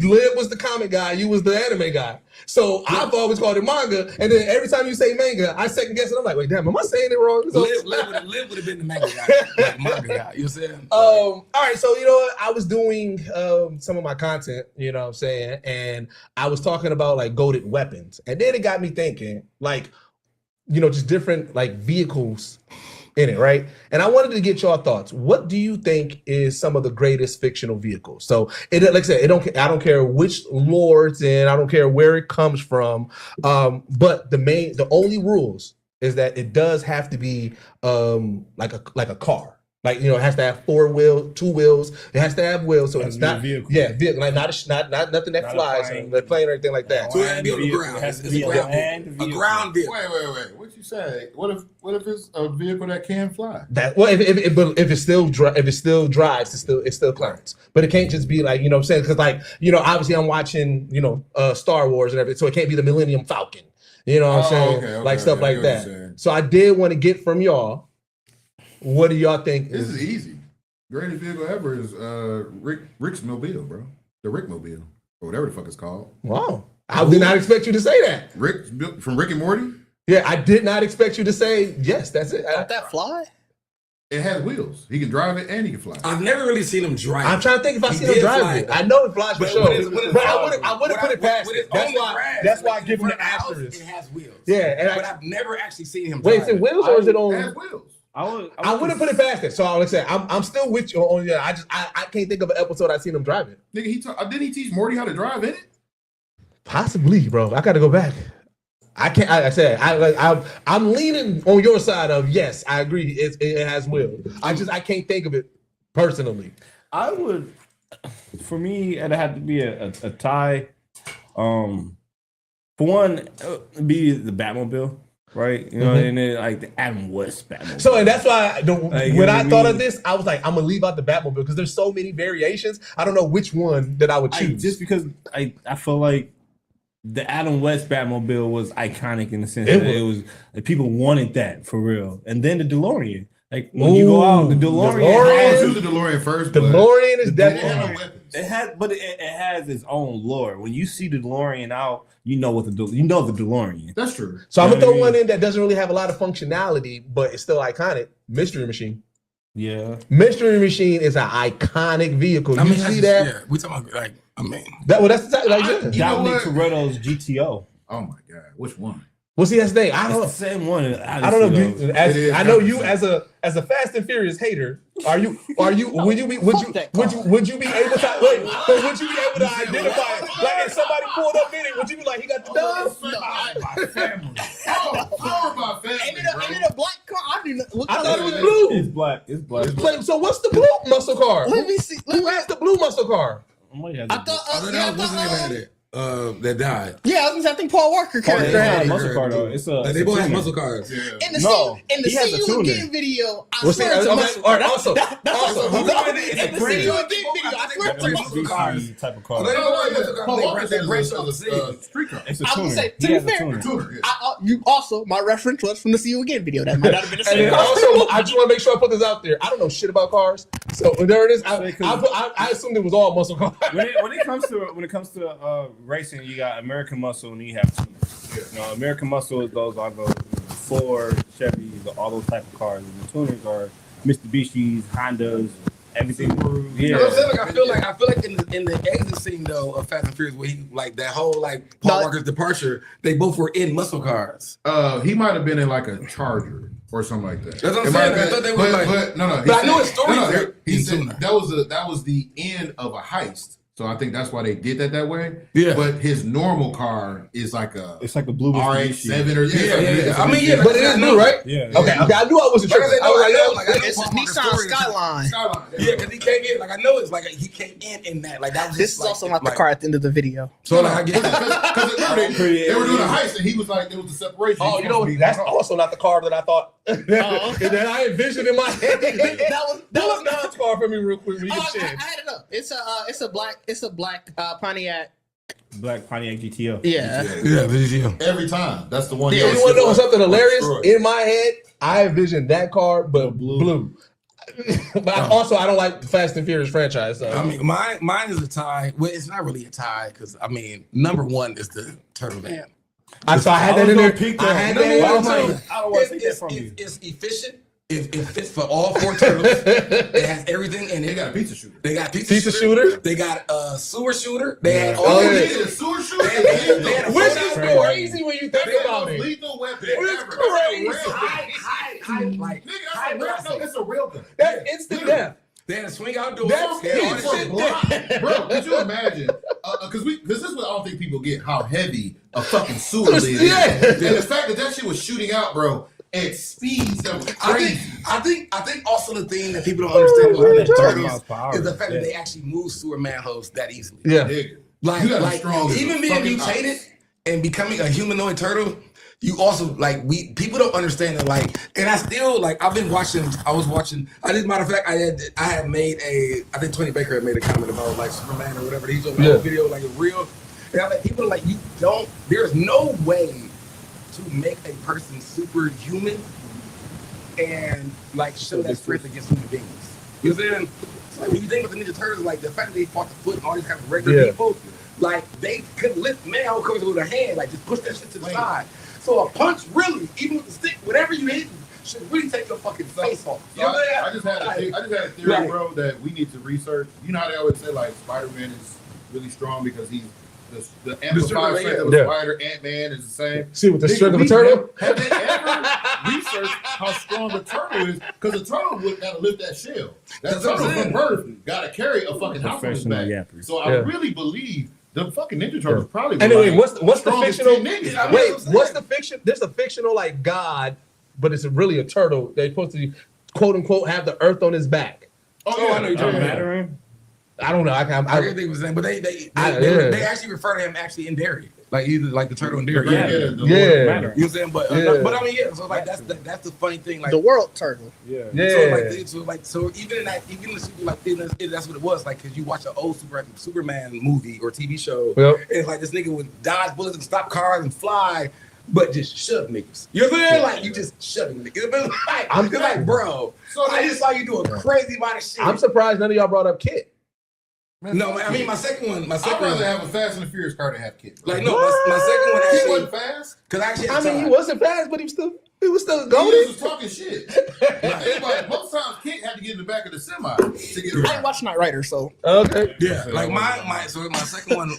It was actually so the second one actually is a tie. Okay, because the second one actually is between a supernatural car and actually just the Bond. But I feel like any James Bond mobile. But which really is crazy. I feel like unless you was a Supernatural fan, you ain't gonna get it. But I'm with you on Dean's car. Yeah, because everything was in there. Everything was in the back seat. Everything was in the trunk. Everything was in the trunk. Dukes of Hazzards. Dukes of Hazzards is a good one. That racist. It is racist. That's a real car. Well, but it's in a fictional show. I mean, because y'all said y'all brought up Fast and Furious. That's not a fictional car. It's a fictional car. I mean, them fictional cars. Them niggas is putting jet engines in cars. That is also true. One of them went to space. Did Dom's go to space? No. Dom's car nigga flew over a mountain, caught a hook, and swung. That is also true. Tyrese's car that went to space. Dom's car actually was a character in. No, forget. What was it? The Lamborghini, the gold Lamborghini that was on the iceberg. That was in Arctic. I can tell. Bro, these niggas drove a orange Lamborghini on a glacier and fought a submarine with it. Well, okay. Well, then That's a future. That's fictional. Well, technically, the Mystery Machine is just That's a van. It is a van. It's better. Mystery Machine ain't doing no shit like that. No, but what I'm saying is, if we include Mystery Machine, we should be able to include the Dukes of Hazzard's car. Well, I feel like the Mystery Machine had shit in it though. The Mystery Machine it did Scooby snacks. The Mystery Machine was empty. It wasn't like a van. It was literally like their mobile office. No, it was a van. It was a van.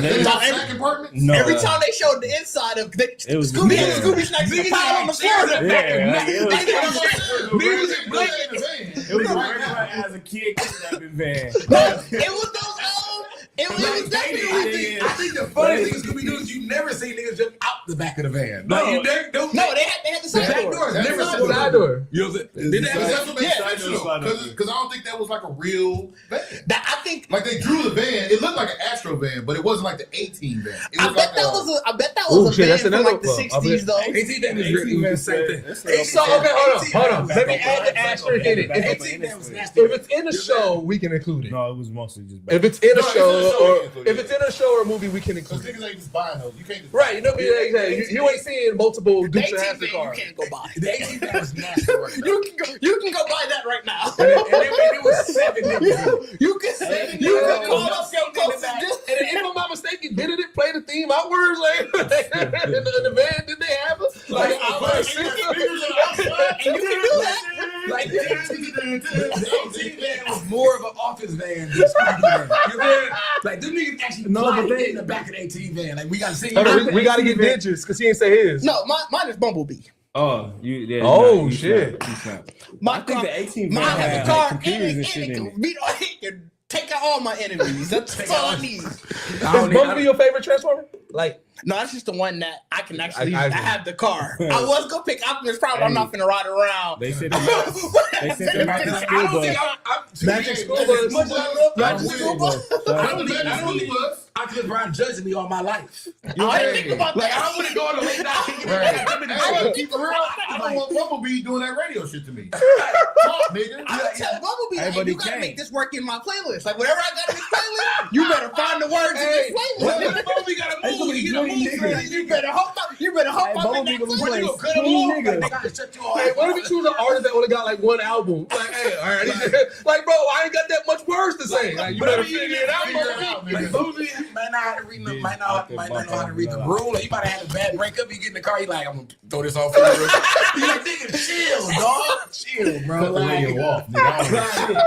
I don't want to talk to my car. Like, I talk to my car, I feel like just in human nature. Hey, imagine if Bumblebee only spoke to you in your Spotify Apple Rap artist. Like, only the people that you listen to in your Spotify Rap, Apple Rap, that's the only word that Bumblebee uses. That's why I keep on doing it. I don't want no car that can talk back to me. You talking to me in ESTG,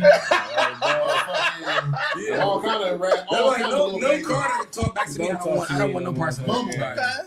If you can talk back to me, I don't like. Bitch, you would have wanted, bro. All them, I don't like. You got the Weeknd. Bumblebee talking to you as the Weeknd, bro. You gonna go on a drop bench. I'm already listening to the Weeknd, so I'm like, this is you can't get rid of it. Like if that becomes your car, you have to realize that you can't get rid of it. Like you can't drive it off a cliff because it's like, man, what is you trying to do? But that's fine. Because you know what happened? He gonna be like, now you're in your mind, you're gonna be like, this is fantastic on my seat. I don't need to ever sell it. Because you know what happened when Bumblebee realized, like, hey fam, this car getting kind of old. That nigga rolled off, turned into a new car, and came right on back. There you go. Hey, you saw it in Transformers. What you mean? Well, girl was talking trash. Freaky work. Okay, I got you. You tell you sitting in the car, telling your car like, bro, we had a long run, but I think this is not working out. I'm not. No, what I'm saying is, Bo be like, okay, and then pull off on you, come back at the break, like, ooh, I ain't never seen that before. What I'm saying to Bumblebee is, hey, bro, it's time to upgrade. You know, let's find us a new one. You think Bumblebee get upset about that? No, fam. Like you sit there like, what's wrong with looking at another car? Like you gotta really tell Bumblebee like it's not you, it's me. Like you gotta really like it's not you, it's me. I feel like I need to change my life. You know what I'm saying? Like, and now like he might come in the line row. You like, that's not what I like. You know what I'm saying? And now you really doing what like, as long as it got sunroof, I'm cool. As long as it got sunroof, I miss having a sunroof, man. I don't want to have that kind of love relationship. Because also, you ever think like when Bumblebee get mad at you, he turns to a busted ass vehicle, like you know what I'm saying, like when your kid's upset at you or your significant other mad at you. Now you dealing with somebody who can transform. He transformed to a busted ass vehicle. Ain't nothing you can do. I'm taking the bus. Like, just be gone. Let me follow you. Yeah, but he gonna follow you. People gonna be like, "Hey, who's this busted ass?" I'm gonna learn after the first time. Y'all need a bigger person and apologize. Y'all looking at it. Y'all looking at it like y'all gonna be talking to this guy. Look, if I know this car can transform to whatever, bro, me and this car's gonna be best friends. Like we just gonna be cool. But you do know Bumblebee runs this. You know what I'm saying? You have to understand that. You have to understand that. Even though you're trying to transform it into cars that I like, I don't care. Crazy. That's a weird fetish. He don't do it. Just look, I need a car. It's a weird fetish. No, but like I said, I just wanted because, like I said, there's a lot of vehicles out there. Like just just quick honorable mentions. I want to say Speed Racer's car. Like I said, to me, that's one. That's one that I would. If somebody would have threw out there, I'd be like, I understand. Because again, it's not always just about like weaponry, defense. Sometimes it's just like, hey, that motherfucker cool as a bitch.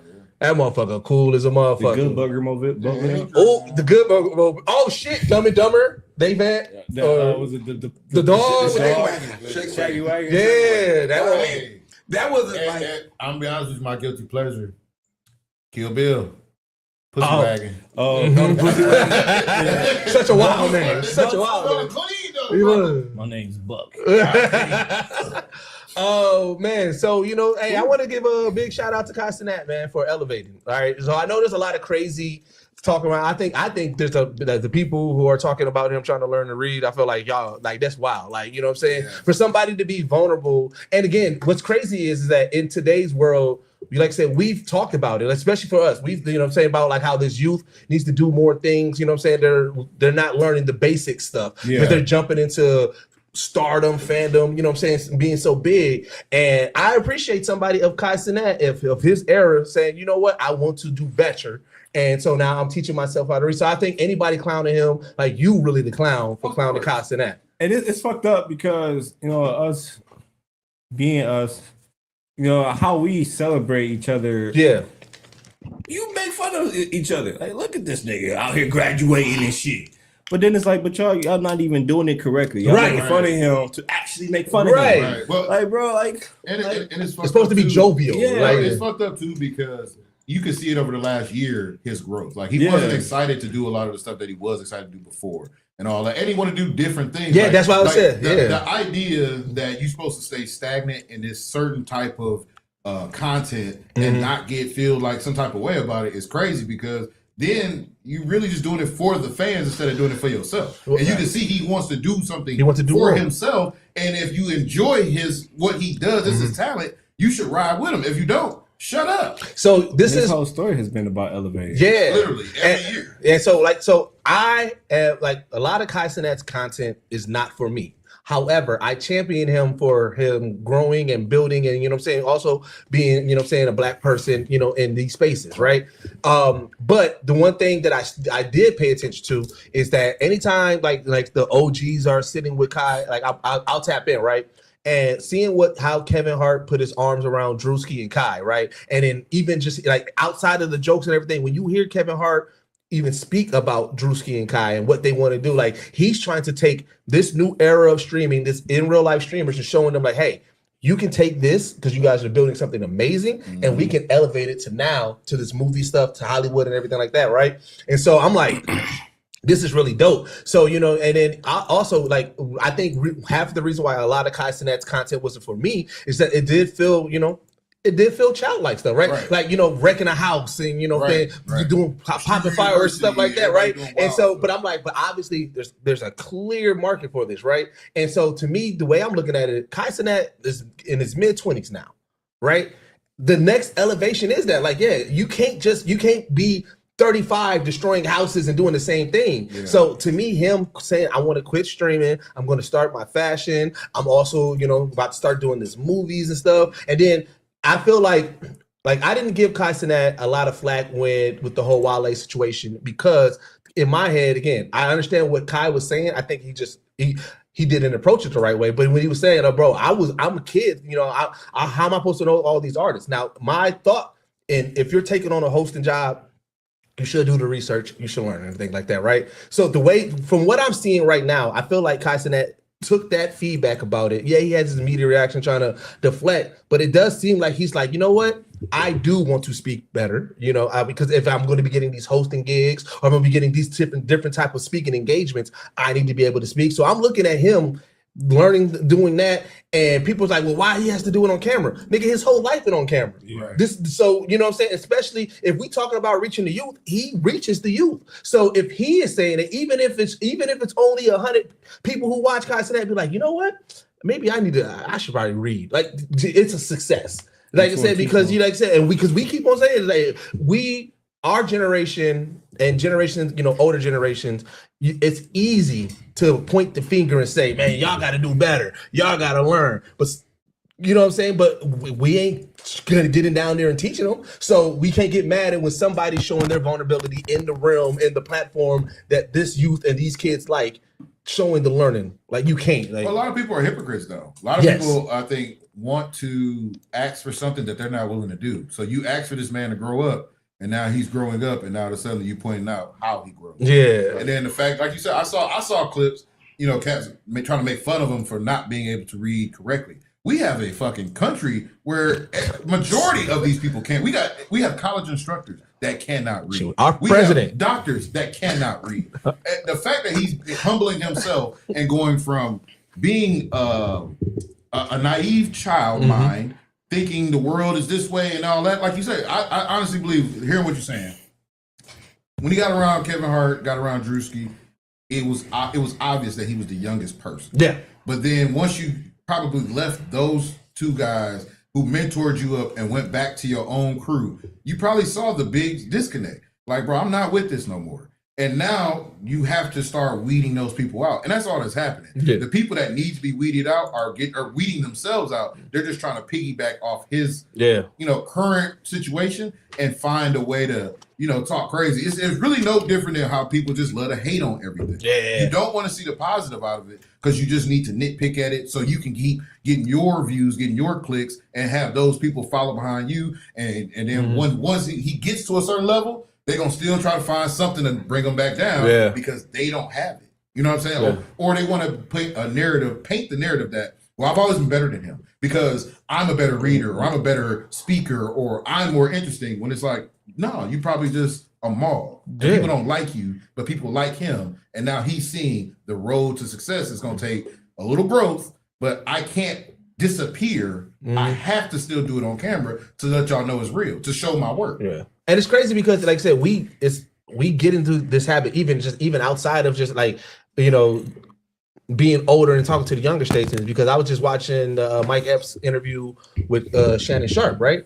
And they was talking about, comedians beefing and everything. And he was talking about his issue that he had with Kevin Hart. He said it really wasn't even an issue. He said, before Kevin Hart came, I was that guy. He said, I knew comedy. He said, I didn't really have the business. Kevin Hart had comedy and the business. So when things started shifting, I'm like, yo, what the hell? And he's like, in reality, that put me back on my game. Because he was like, when I started seeing what Kevin Hart was doing, and I'm like, well, shit, they like the roles that used to be, I'm calling Mike Epps, they calling Kevin now. So he was like, so I started getting my business together. And he was like, we get into our heads because we get into that one mindset, I'm the one.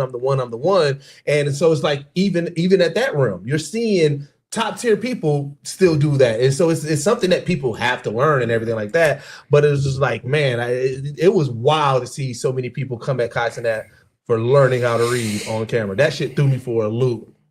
I mean, that's what people do. That's the nature of the internet, especially the internet nowadays, where it's like everybody loves to hate. They love to just complain about everything. You can't do anything on the internet. It goes back to, remember when people were talking about the lady who, she said her and her husband drink coffee together every morning. Oh yeah, and niggas eviscerated her.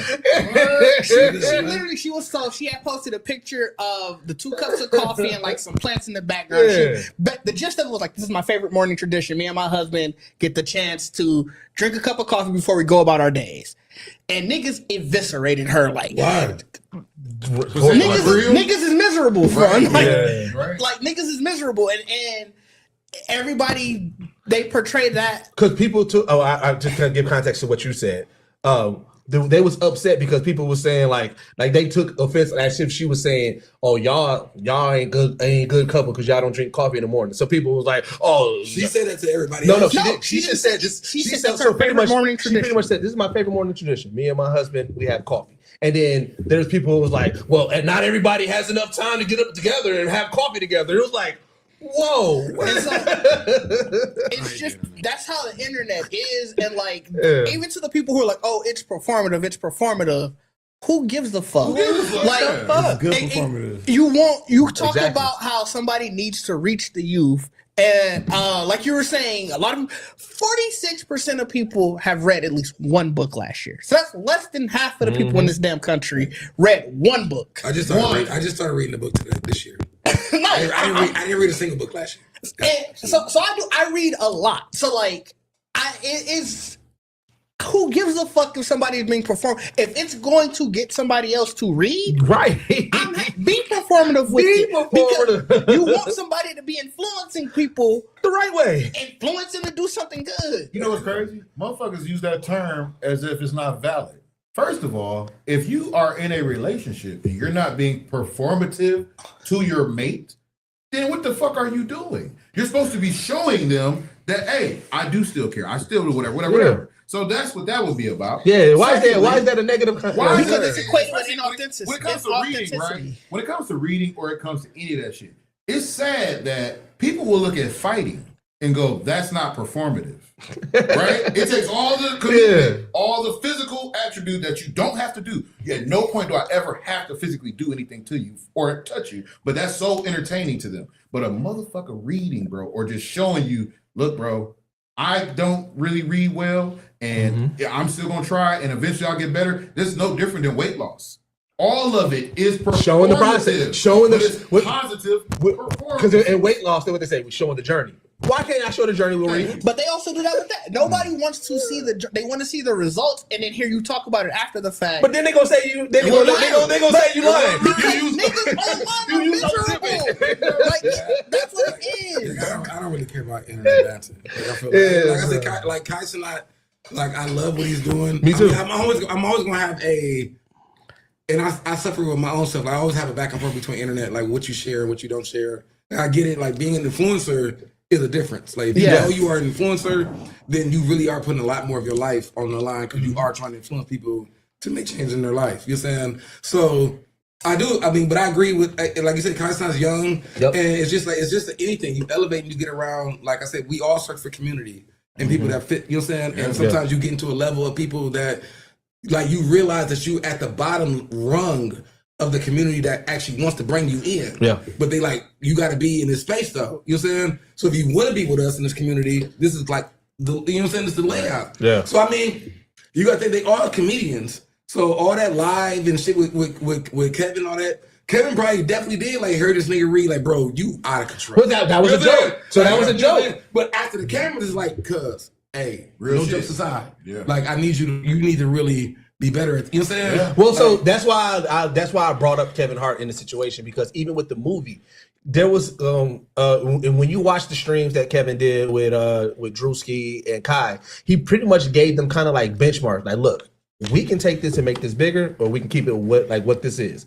I believe that y'all can be as bigger than, you know what I'm saying, than this, but I need y'all to do this. And Drewski and Kai both have said it. They was like, yo, we had to get some business shit together. We had to take some classes. Like, they had to do some stuff before Kevin Hart was like, all right, now let's do this the next level. Yeah. So it's like, you know what I'm saying, to me, that's the proper way. That's why I like when I see OGs tapping in with the, you know what I'm saying, with the youth and just younger creators and everything like that, and not just always being a hater, because it's like, yo, yes, this is where the world is, the youth is these days. So if y'all know how to make money the old way, and y'all feel like there's ways to do that, don't just chastise, build and put together. And I mean, Kev sees it. Like I said, I feel like anybody who's old enough to kind of see how streaming works for everybody. Like I feel like even the fact that Kai Cenat is doing reading and streaming and all that kind of stuff, it's like Kev told him, like, bro, this is your life. Yeah. So why not show these? You know what I'm saying? these moments that you don't have to show just the crazy, the chaos, yeah. like show. But Kev not gonna do it. Like we didn't grow up like us older. We didn't grow up in that space. We didn't. Yeah, it was more mystique to our celebrities. For me, it's a gift and a curse because I don't believe that you should really share your whole life to the world. But if you are an influencer and you're trying to get everybody to be like in a space to like know you can do things or whatever and do like I get it, but so like but the internet's cruel anyway. So it's like no matter if you want to share you reading, if I was sharing my clothes making, somebody gonna be in the post like bro this shit. You know what I'm saying? Yeah. It's just about showing what you think is passionate about. Hell yeah! Like I believe the internet's really made for that in general. Like it shouldn't be about making money or anything of it. If you really want to put yourself on the internet and you're just trying to show gifts or things that you are trying to learn to the world that people don't know that's even around, be finding that space. Yeah, they don't care about what everybody else is really saying. Yep. So like I said, we got some. I think last podcast we was talking. We kind of didn't know where they were going to, what story or where they were going to start with the God of War series, but they've announced more of the casting. Like I said, one we know. I call him Opie. Did say he knows him more for being Thor, the voice of Thor. But he's playing Kratos, and then they announced the Sith, Baldur. Who else they announced? So they're clearly telling the newer storyline that they giving us with God of War, not those original ones from the old school PlayStation. Are you talking about like the they're starting the Norse saga rather than the Greek saga. They're starting the who saga? The Norse. Yeah.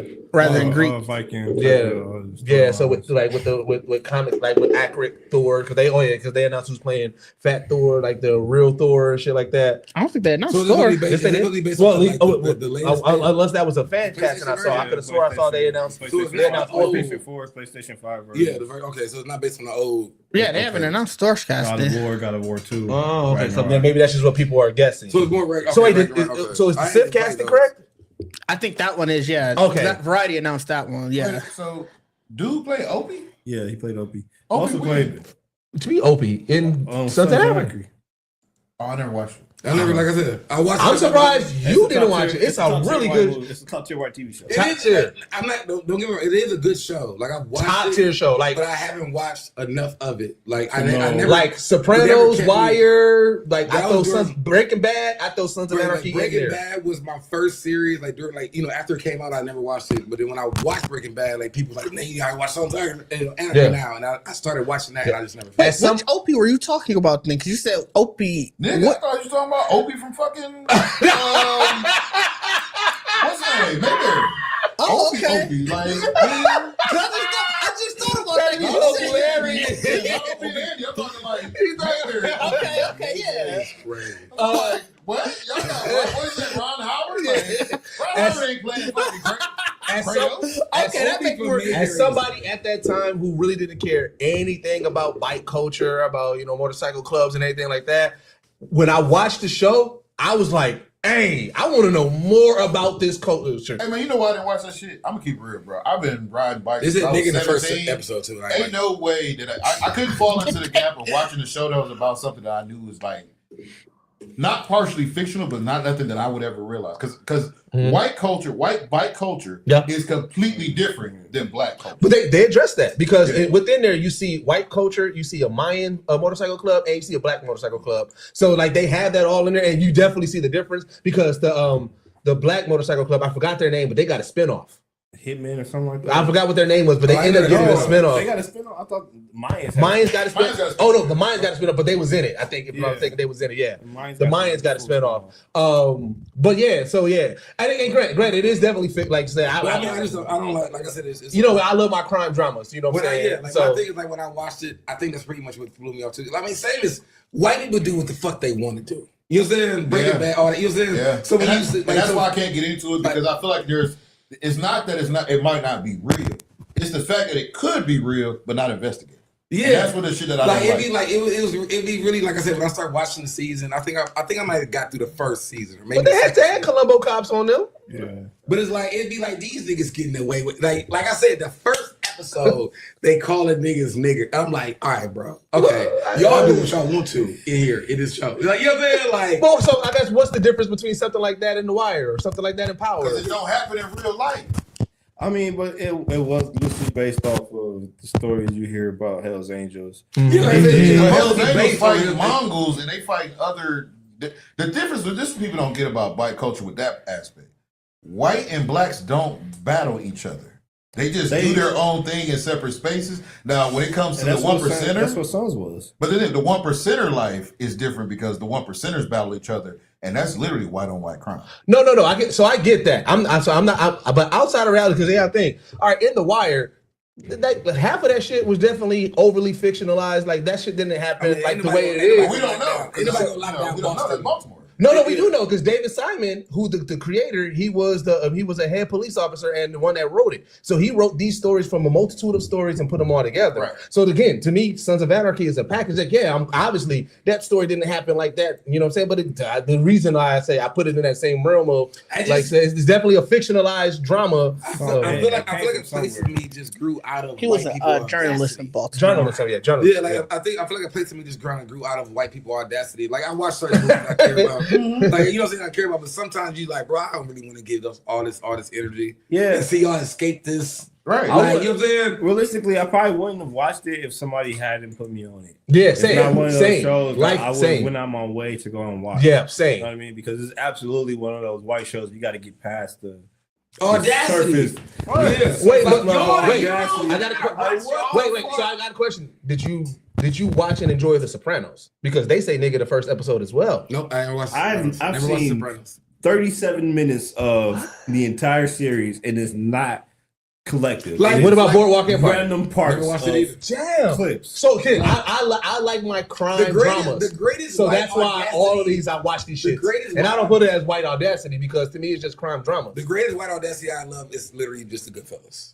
All of this, like the Goodfellas, like that. You put the in front of it, huh? Yeah, it's just the Goodfellas. I mean, I'm just saying Goodfellas. I'm just saying, like, He said all of it. There's only one Goodfellas. I thought you were gonna say The Godfather. Yeah, there's more. There's multiple Godfathers. I get what he meant when he was lumping Goodfellas and Godfather and all those. Yeah, he's Donnie Brasco. Because they always. I love Donnie Brasco, even though he's a big ass snitch. I love that always really like, nigga, you might not even make it through this movie. You know what I'm saying? Like, you would like. Because you said that, you would like Sopranos. Sopranos is in that same. Sopranos is so good. It's in that same. But I need to see the actual like repercussions of. You think you like Boardwalk Empire too? I mean, Sons, there's a lot of repercussions and their audacity, and it don't like some of his best work. There's not a happy ending. You know what I mean? It's definitely not a happy ending. They don't get away with that shit. You know what I mean? Yeah, Sons of Anarchy. Bro, Sons of Anarchy is, bro, that's what I'm saying. They don't get, like, Trip, they don't get away with a lot of shit in that show. That show is trauma. That shit blows up your whole idea of what a biker club is and what it means for it to be a main character. Yeah. You know what I mean? Like, because you could be here one episode and go to the next. You know what I mean? Like, you could definitely be here and go in the same episode. OP storyline itself, bruh. If y'all ever watch, I don't want to get I think I remember the first. Like, I watched it as the first season. I do remember. Like, I think I remember the season finale of the first season. I don't know if I agree with you with that one, Trip. You said what? Biker Boys. Biker Boys is a classic movie. I can't call it a classic. It's the nigga movie, Biker Boys. There's only one nigga movie. I mean, one Biker Boys. It's only one Biker Boys. Boy, that shit was Tyrese and Lawrence Fishburne. Biker movie. Nah, that was what was it? Like Turbo or some shit like that. But it was another Biker Boys and another biker style movie. With Biker Boys was to me black audacity being white. Like, you know what I'm saying? Like, bro, y'all don't act like this for real. Like, niggas don't act like this for real. Biker Boys was dead ass. What? For sports bikes? Keep it real, it was. Like, really? Think about it, bro. If you had a double turbo Booster, that's what it was. Yeah, torque. If you had a double turbo Booster and you are the racing nigga and this your group, that's kind of how it worked. Young niggas trying to get together and race. The little force was. That's literally how it is. You gotta hang around until they invite you in, and when they invite you in, they may try to jump you the first time. They may try to rob you. Like, shit might go wrong because you in a set. And who you gonna call? Hey, you know what? To Bacardi's point though, around that time we was getting a lot of those movies where it was like just planting like black folks in it because at that time didn't SWAT come out around that time? Like it was just a whole bunch of stuff. It was like y'all just trying to do white movies. No, and this thing too that I think we don't like Midwesterners don't realize when that's because it was set in Arizona. That's how that should be. California, Arizona, it's black people that's just intertwined with whites and Asians and all that, and they're doing what we don't do. You know what I'm saying? Like we ain't hiking, we not doing all that. They're doing it, and that's just their fun. That's their pastime. Yeah, I mean, which why you would look at it and be like, what this white shit y'all niggas on? You know what I'm saying? That's all y'all got. Y'all ain't else. Trust me, now I done got older since then, and I do enjoy me a good hike. And I do, you know what I'm saying? Like I probably watch Biker Boys now, like, I get it. You know what I'm saying? So let's get into recommendations, and then, like I said, for those who are listening, like we are depending on everybody else's time, I would like to do a bonus episode today. I want to do. I came up with this idea, like we're going to do a fantasy snake draft, and we're going to build our own creator house. And everybody gets to choose their, like, you know what I'm saying? So you can be anybody that's a nerd or a blurred, whatever, but you're building your house, and then we're going to ask the fans to vote who has the better. So I got to know people? It could be anybody. It could be celebrities. It can be streamers. It can be anybody that you think in your house. Who would you create? If you had to, somebody said, Bacardi, can give you a house, you get to put 5 people in it, and y'all get to create content. So it's really who I want to create content with. Mm-hmm. But, yep. Oh, that's going to be slick. Yep. So we're gonna do that on the bonus. So let's get into recommendations. And where is the bonus? It's gonna be on Patreon. Patreon.com/Geekset. Yeah. So I'll go first. Like I said, I just been doing my Star Wars rewatch. I was telling Ditch earlier. I don't think I said it on camera, but like right now, Rebels is not my favorite. I know it's a hot take, and Ezra is not one of my favorite characters at all. Like I'm actually don't really like the character of Ezra right now where I'm at. However, as far as somebody, if you like Star Wars and the lore, hey, go ahead and watch Rebels. So like I said, I've been heavy on the Star Wars. So like the next few weeks and the next few episodes, there's probably going to be some Star Wars recommendation for me. But I'm gonna say, check out Rebels. So like I said, especially if you are a fan of Ahsoka, like I said, and just kind of this is the rebellion, right? The rise of the rebellion, obviously. But yeah, this has been good. And then also the A$AP Rocky album. I gave it like I said, I was listening to that on the way here. I only had one listen through, but if you are an A$AP Rocky fan, you'll definitely enjoy this album. I know, like I said, Drake put out one of the funniest lines, so it gets used against them when they were saying when you drop, they're gonna ask, when your next fashion because your album's mid again. His albums really don't be mid. Like A$AP Rocky put out some really good music. So even if you are on the other side, I would say listen to it. I mean, he throws a couple of shots at Drake. It doesn't take away from the album. It doesn't take away from it. It's not heavily focused on there. And A$AP Rocky puts out some really dope music. So yeah, I would say those are my 2 recommendations. I only got the one recommendation. Frering season 2 is out. Go watch that. If you haven't watched season 1, watch that and then watch season 2. Read the manga. It is all great. Cool. Mine would be I'm gonna stand on my heel again and say watch One Punch Man. I actually did finish it the season, and it actually to me it did finish like just a general One Punch Man series. Like it wasn't animated like I get it. Everybody's hate for it, but he ended the season one punching a motherfucker. And ended the season. Is this the final season, like for the series? The final season. Oh, okay. I think next season is though. But like I get everybody's hate about it. Like I said, I'm not gonna sit on a hill saying it's the best season, but I feel like even when we think about the world we live in, where we're trying to keep this content coming and keep animation studios working, it's like just watch it. Like if you don't like it, I get it, but at least be able to be in that space of saying like, I don't like it for these reasons, even if it's like it's been better seasons or whatever. So I'm still gonna recommend One Punch Man. I think it still ends in the same fashion. And I'm gonna also I think that might be I haven't really watched it. I'm gonna recommend His and Hers on Netflix. Oh, I gotta watch that. I gotta watch that. Oh my god. It's a good series. It's a very suspenseful series. I will say if you do enjoy crime dramas or murder mystery, that's what it is. More murder mysteries. Definitely go watch that. As well as the newest Knives Out. I do enjoy the newest Knives Out. I haven't heard any bad I forgot it came out. I remember the trailer. I forgot about it. It follows in the same line as the rest, but it's a little more serious than the second one. Okay. So definitely those are my 2 recommendations. Wait, I actually had another recommendation. Real quick question though with yours, because shout out Rob J. Just saw he put this clip out. You watched All Her Fault, right? I have not watched it all. Then you can't answer the question. Okay, because he asked the question, which one was better, his and hers, or All Her Fault? So from what I did watch with All Her Fault is a little more suspenseful. Like All Her Fault has a lot more twist because it's like more things are happening. Yeah, it was so much. With this one, this is more like everything is funneling back to a certain murder. Okay, and that's kind of the thing. Okay. Trip. For me, I got a list. You got a list? Oh, Can I get one more off the real quick? Yeah. Tomb Raider. The new season of Tomb Raider came out, and that shit is amazing. The new season? The new animated season of Tomb Raider is fucking great. Oh, shit. You saying? And I've been a fan of Tomb Raider, like, the anime series, so I think it got swept under the radar. It really got swept under the radar. But this season it definitely taps into Netflix. Okay. Like, it definitely taps into more of the Caribbean and black, you know what I'm saying? Like black, like heritage in the space, but it's definitely supernatural in its own right. Like it's one of those phenomena, it's not her fighting dinosaurs and shit like that. It's really her trying to stop a spiritual like chaos. Right. And you know what I'm saying, like phenomena happening. And it was I knocked it out in a day. It was a great season. Hey, you know what's funny? Let me get at you just real quick, real funny. Bacardi was like, it's not like she's fighting dinosaurs and shit like that. She's fighting spiritual and cosmic things. I'm like, bro, they sit in the same realm. It's still fictional.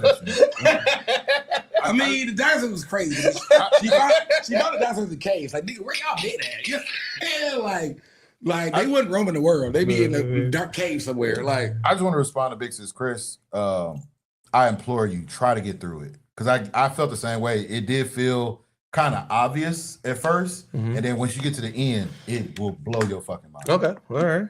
Well, then, like I said, go back list. Oh yeah, I forgot he did say list. Yikes! Well, because I'm so used to after that, it's coming back. Yeah, I'm sorry. So my first one is there was a show on Netflix came out a couple years ago. It's called Unlocked.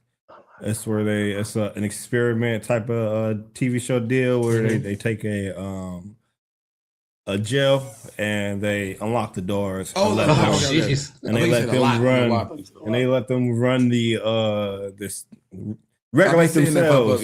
So they have a little community. Season 1 was crazy. They did another season in a different facility in Arizona. So I've been watching that shit back, and that shit is crazy. How did you run across this? This is a crazy show. No, like it just popped up randomly. Netflix, it's on Netflix too. Like it's like a top thing. Yeah, I just never watched it. I think the first time I saw it, the first time I came across it, it was social media. It was just people posting random clips and stuff and memes from the from episodes, and I'm like, who the fuck is this character, right? So I find the show and then I watch it and I was like, okay, now I understand the memes behind the characters. And there's some fucking characters, right? And then the second one is we were talking about Mike Epps earlier in the show, but Upshaw's has their last series. Final season came out on Thursday, and I don't know how they managed to get through scenes and do things together because that shit is fucking hilarious. There's a scene on episode 2 of the new volume where they go to a dispensary and they drive across state lines. You know, it's based in Indiana, so now they're going to Illinois. And there's this part where they get followed by a cop and they have to eat everything that they got from. Oh, Jesus! And that turns the rest of the episode on his head. Yeah. It's fucking hilarious. And then my last one is I try to watch, so it's not really a recommendation. It's if you want to do this shit and piss yourself off, go ahead and dabble. I tried to watch that documentary, the Stranger Things documentary. I want to watch this to be mad at it. One Final Adventure, and it pissed me off in the first 10 minutes. Just to be mad at it, I was so mad. And I'm like, now I know why I hyperfixated about the shit that I did because y'all don't know what the fuck y'all were doing. You want to know something crazy? This is when I realized, I love Stranger Things, but I realized I didn't love it as much as everybody else. I had no desire, and I still don't, to even watch that last episode. I didn't. I was like, the documentary. I was good with the show. I was like, you know what I'm saying? I took for what it was, and I'm Stranger Things out. I don't need to watch anymore behind the scenes stuff like that. I saw so many people make posts that pointed out the shit that made me mad. It's like, if I watch this show, if I watch this documentary, I'm dumbing down everything Stranger Things I've ever had in my Netflix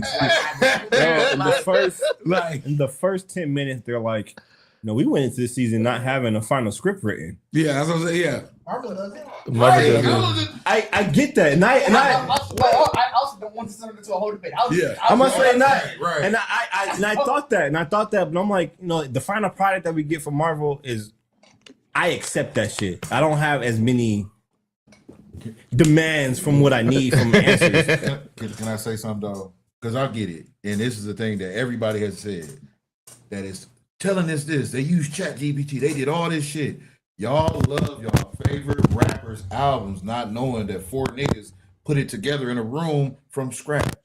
I read the credits. So Word, but the production, but the creation wasn't done, 2 years prior, and the nigga came and spit it. It was done at the moment. So to me, I thought that argument was kind of flawed. Like, oh, they came up with it on the fly. I'm okay with that because it's their shit. It's their creation. They can do whatever the fuck they want with it. I do also disagree with that, but I don't want to turn this into a everybody had their own outlook on it, and it's okay. But I mean, it's just kind of, to me, like, people kind of pick and choose their outrage when it comes to the Stranger Things ending. Like, bro, it wasn't supposed to be that way. Like, I get it. You wanted them to come in with a game plan, with this, with that, this, that. But what if you still wouldn't have liked it? You still probably wouldn't have liked it. But for them to tell, that's the only reason I hate about it, because like, to even see the first message of like you said, like we didn't even have a script together. Like, bro, y'all been on hiatus for a minute. Like, what the fuck is you talking about? Like, you even say that was like, okay, I don't know if I can watch this. You see? Like, all right, well, the OG recommendations, go to geeksetpodcast.com, man. Get you some merch. Like I said, Bacardi be going crazy with the merch. We are approaching one of his favorite seasons, which is a Valentine's love season. You know what I'm saying? Scorpions get made in February. You know what I'm saying? Yeah. Scorpions get made in February. So I mean, you gotta show love. So you know what I'm saying? Just be on the lookout for that, man. Check out all of our past articles. Check out all of our past episodes. Make sure you join our Patreon, patreon.com/Geekset. As I stated just a few minutes ago, we are going to be committing to do bonus episodes. So right after this episode, we're going to be doing our bonus episode on Patreon. I don't know, are we going to do it live? I don't know. We'll figure it out. We're like I said, we're trying new with this bonus stuff, so we'll figure out as it goes. Some of them might just get uploaded, some of them might be live. We'll see how this goes. So make sure you join there. Join our Discord. So a bunch of dope people talking dope shit. Follow everybody's social media. Like I said, we are in full content creation mode. Everybody's creating just different various things. So follow everybody's social media. Follow everybody's Twitch. And as always, this is the only podcast that blend hip hop culture and geek culture together. And we are out. Peace. Didn't